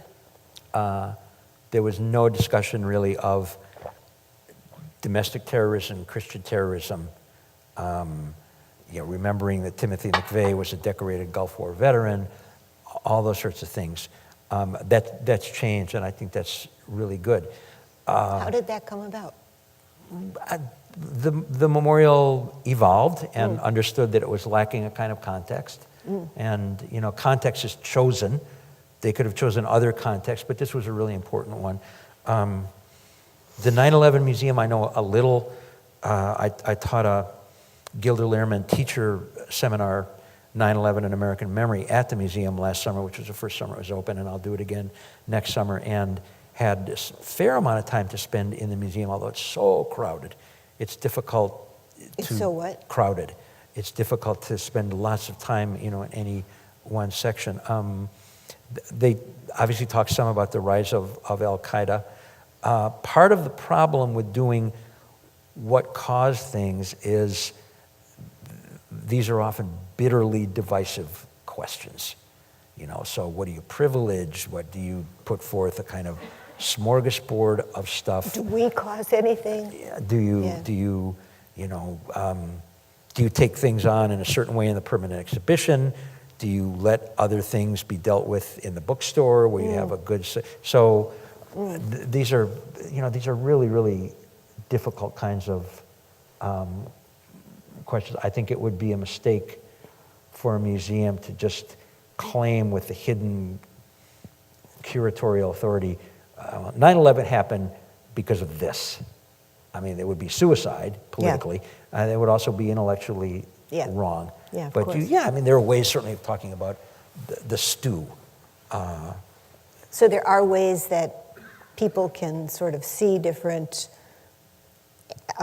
narratives, really, of what. Yeah, and bringing people into the question. This is what's going on in the world. A whole bunch of seeds that could have germinated that may have led to 9/11. Which ones do you think are the most important? And let people think about it, read about it themselves, rather than presenting the museum as a place that answers questions, rather than brings people into the struggle to develop either proximate or, if their psychology is of that, final questions. Unfair question, but just to follow up on one from the audience. What's your sense, though, on the 9/11 Museum? I mean, they had a lot to contend with. Overall, did they sort of perform pretty well, you Well, think? they have an incredible amount to contend with, and I'm probably not a objective observer because I have very close friends, who work there. I need to see it more before I really get a sense of being able to read it, in the way that I've been able to read the Holocaust Museum and other places. I don't know it well enough. I don't know it well enough. Then I think the Shanksville Memorial is going to be very compelling. It's a landscape memorial. It fits the environment really, really well. I hated the idea of the Freedom Tower, which is no longer called the Freedom Tower. I thought it was a kind of architectural triumphalism at its worst. That seemed to me, again, to not be humble and awe-filled in the face of what happened. I mean, this, after all, was a site of mass murder. Yeah. And, when you go to other sites of mass murder, you don't get a sense of triumphal architecture. I mean, I know this is Lower Manhattan, and that architectural language is really important, but for me, anyway, and it's maybe just a matter of, personal taste, that didn't sit well with me. Now, the building is there, it's huge, it's not called the Freedom Tower, so there we are. There we are. And there we are. So thank you all, guys, for not going to Black Friday and coming to hear this. I think definitely Ed, oh my God, these poisons are doing bad things to me. I know. Anyway, I think that Ed is definitely he's our wedge into getting rid of Black Friday. So could we all just give him awesome. a big thanks? Thank you, everybody. My pleasure. Well, I have a couple of thank yous. First of all, I want to thank James Blight and Janet Lang for bringing Professor Ed Linenthal to Waterloo for this lecture. Our dynamic duo of history at the Balsley School, you've done it again and brought us an amazing event. So thank you for your able moderating. You're a real trooper. We all recognize that, and thank you, Jim. And then especially, Ed, for your words tonight to help us think about what our ways of remembering tell us about ourselves.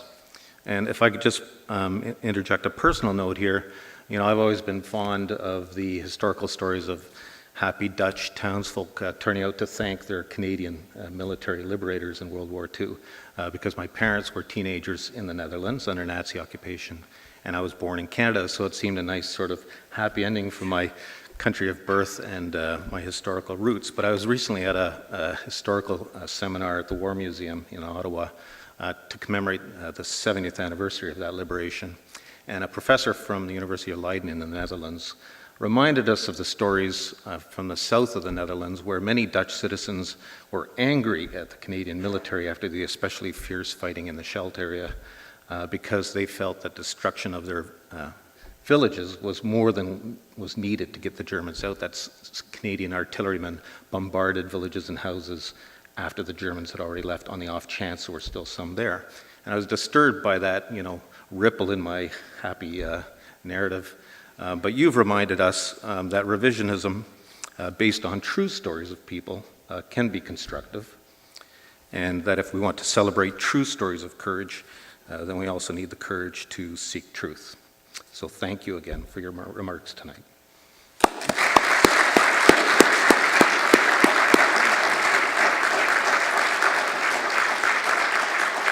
The edited video of tonight's event will be posted to the CG website. We also post blogs about our events where you can add your comments.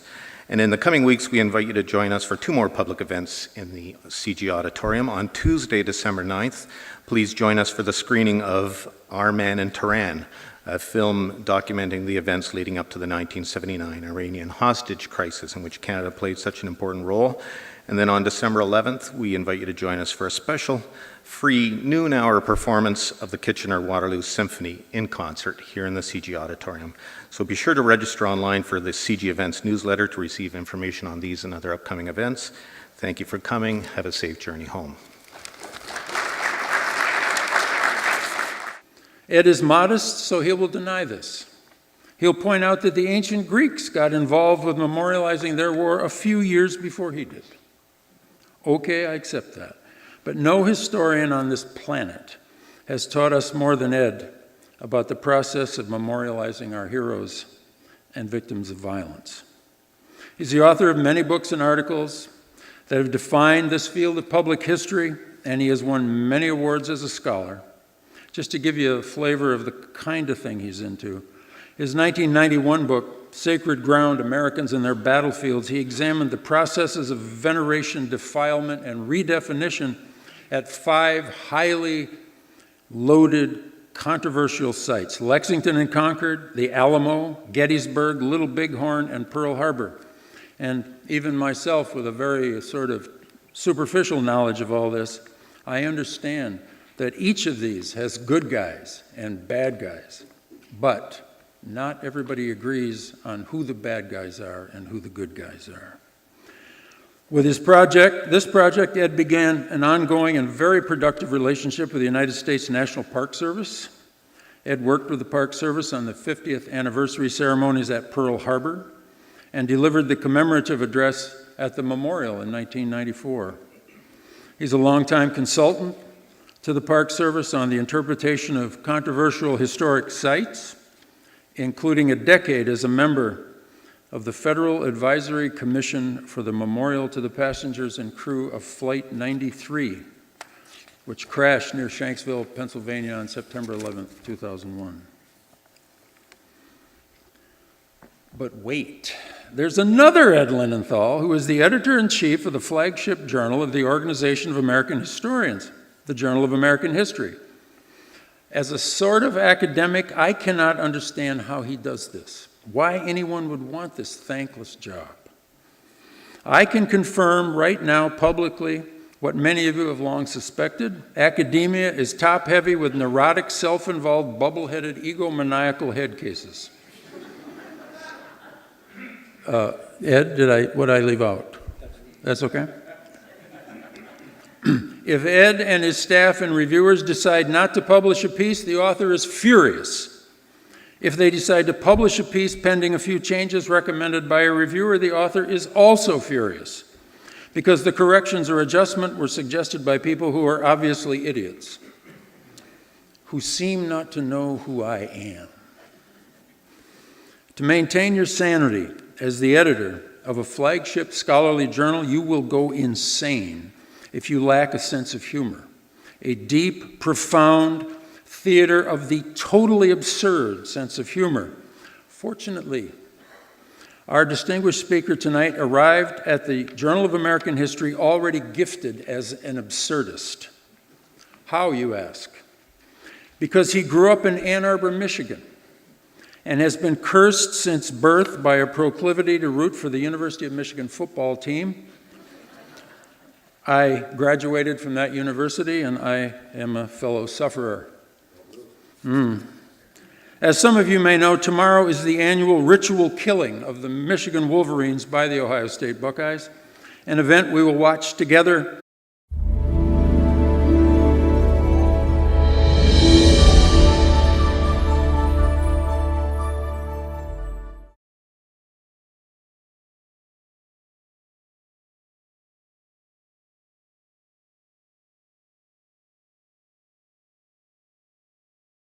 Good evening, ladies and gentlemen.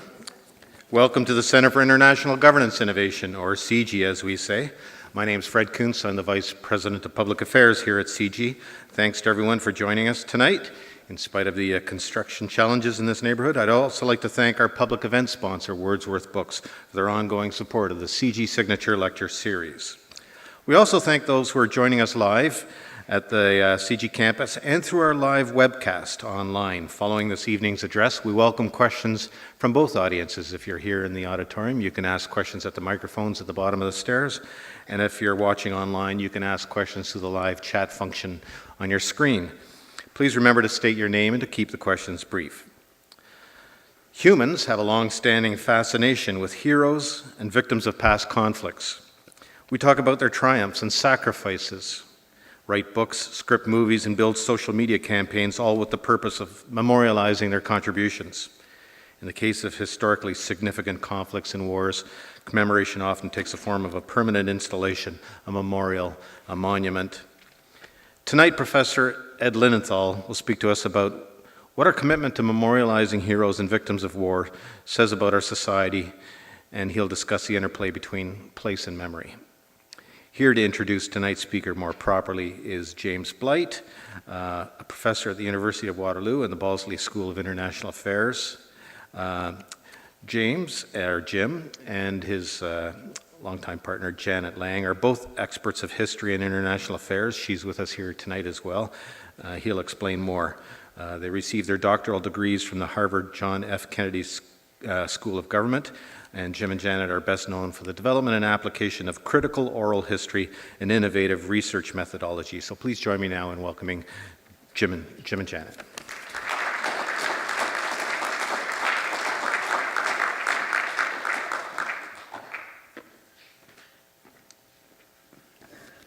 It's a pleasure to be here to introduce Ed Linenthal. Ed Linenthal has the distinction of possibly inventing an entirely new kind of history. I'll get to that in a second. But Ed's come all the way up here from southern Indiana, where he's picked up a bit of a southern accent over the years, even though he lived in Wisconsin for a long time. We have a sliding clock, yeah? We were making sure that he wore warm clothing, but that was like a week and a half ago when it was really amazingly cold. And so he showed up looking like Nanook of the North on a day that's sort of mild out there. Now, second pre-point is I have breaking news that I'd like to share, which is that Janet Lang, who will be sitting over there as the kind of traffic director in the Q&A, a few hours ago emerged from her last chemotherapy session at our home with the fascination equal to that of Londoners in the 1500s who showed up for the decapitation of Henry VIII's latest sacrificial wife. The saintly Albert Schweitzer's motto was reverence for life. Our speaker might be slightly less saintly than Schweitzer, but his motto could be irreverence for life. It's made it possible for him to navigate the minefields of public history, to face down the prima donnas of academia, and to return year after year to Michigan Stadium, no matter how absurd the performance of the home team. Ladies and gentlemen, Professor Edward Linenthal.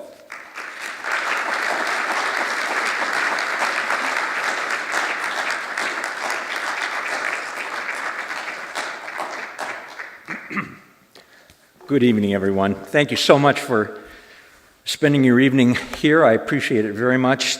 Jim Blight and Janet Lang have been dear, dear friends for a very long time. We met in 1986 in Cambridge, Massachusetts.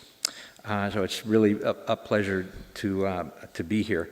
And if there are any therapists in the house, Jim and I will give you our phone number for after the Michigan-Ohio State game, and we hope that you'll give us a call because we will have some PTSD issues, I think. Now, before we get to the topic at hand, serious topic at hand, I did want to bring up one thing that has greatly troubled me this afternoon that I thought our neighbors to the north had avoided. But I understand that Black Friday has now infected Canada. This is not good. And I think instead of my talk, we should band together and go to the border and do something about we have to stop this. It can't go on any longer. It's just the worst. All right. So I'm going to do something new tonight for me, and I'm picking on some people as heroes and heroines that might seem a little bit different. And I'm doing that for a particular reason because all of these people and the places that their stories bring alive are involved in memory projects that are incredibly interesting. At least they are to me.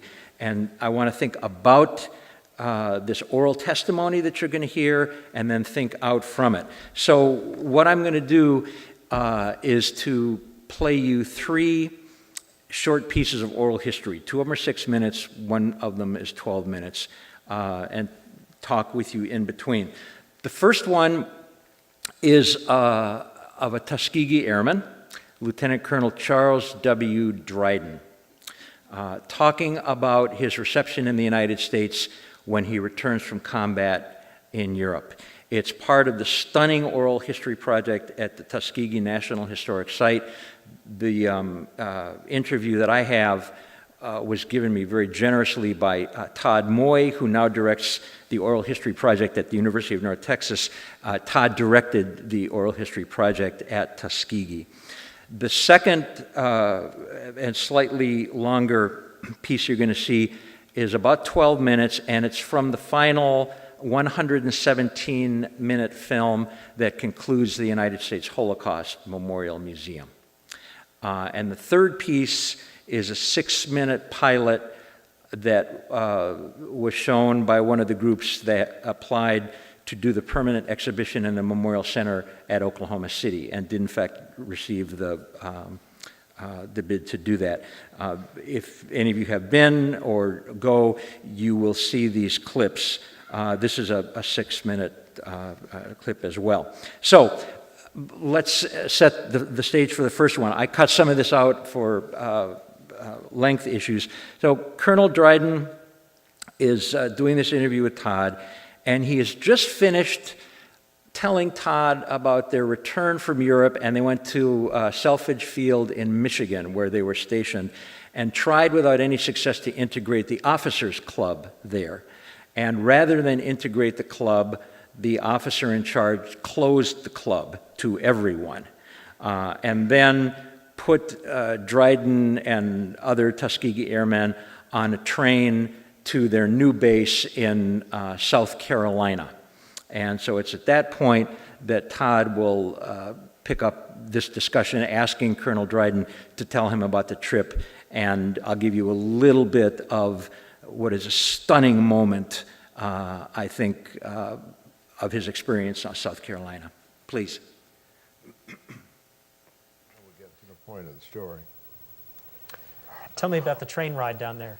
Huh? The train ride to Walterboro? Yeah, overnight train ride. We didn't know where we were going. We boarded the train at night, and the first stations that we saw through the windows were stations in Canada. So we'd been transported over into Canada, and then back to the States and down through the Mohawk Valley in the state of New York. We recognized Pennsylvania Station, and New Jersey, Pennsylvania, Maryland, Washington, D.C., Virginia, North Carolina, South Carolina.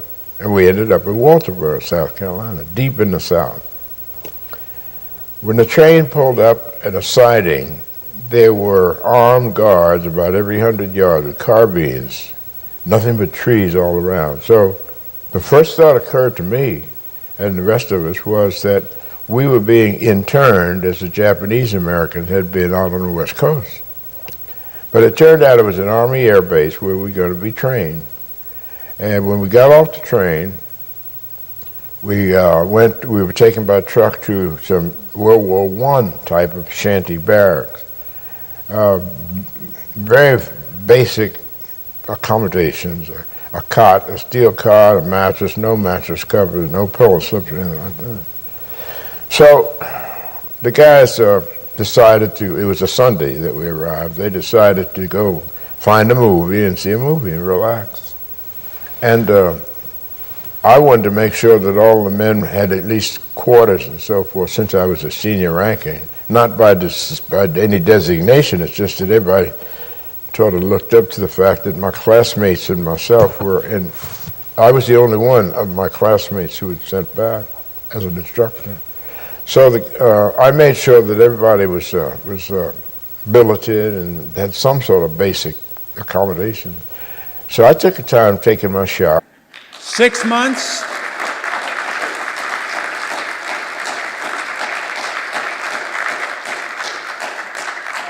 This lady with 2 doctoral degrees, I believe, is as proud of that and as happy about that as she is about anything that she's ever been awarded. She didn't know about that. You look great. Yes, we've been married for 38 years, and based on the results of this chemotherapy, we might have a few more in us. Now, when the Q&A comes, Janet's going to be kind of shuffling through some papers and so forth. There'll be 2 opportunities for you to write out your question, pass it out, roughly the midpoint, and then at the end. And then she'll be the kind of traffic control officer while she feeds Ed these difficult questions. Now, this present moment, a century after the outbreak of the First World War, is heavy, heavy with symbolism of war, sacrifice, and heroism. This is especially true here in Canada, whose losses in the Great War were horrendous. Tens of thousands of Canadians died on the Western Front out of a population of roughly 7.5 million. Everybody tells us we have to remember, never forget, not let the heroes die in vain. But what are we supposed to remember? How can we remember something, say World War I, that we never experienced? You saw Harry Patch, the last World War I veteran, died at age 111 in 2009. That's it. That's the end of that game. None of us remember World War I. Supposing we figure all this stuff out, who are the victors, who are the villains, who are the heroes, the good guys and the bad guys, how do we decide the manner in which we commemorate or memorialize the heroes and implicitly denigrate the villains? Ed Linenthal's work is all about who owns the past anyway. The answer to all these tough questions about memory and the past, according to our speaker tonight, and I urge you not to leave because he's got a lot more to say than I'm going to give him in this sentence. It goes something like this: memories, monuments, parades, textbook presentations, holidays, bad guys, good guys, all of this stuff are decided by knockdown, drag-out dogfights whose intensity often rivals that of the violent events everybody claims to remember.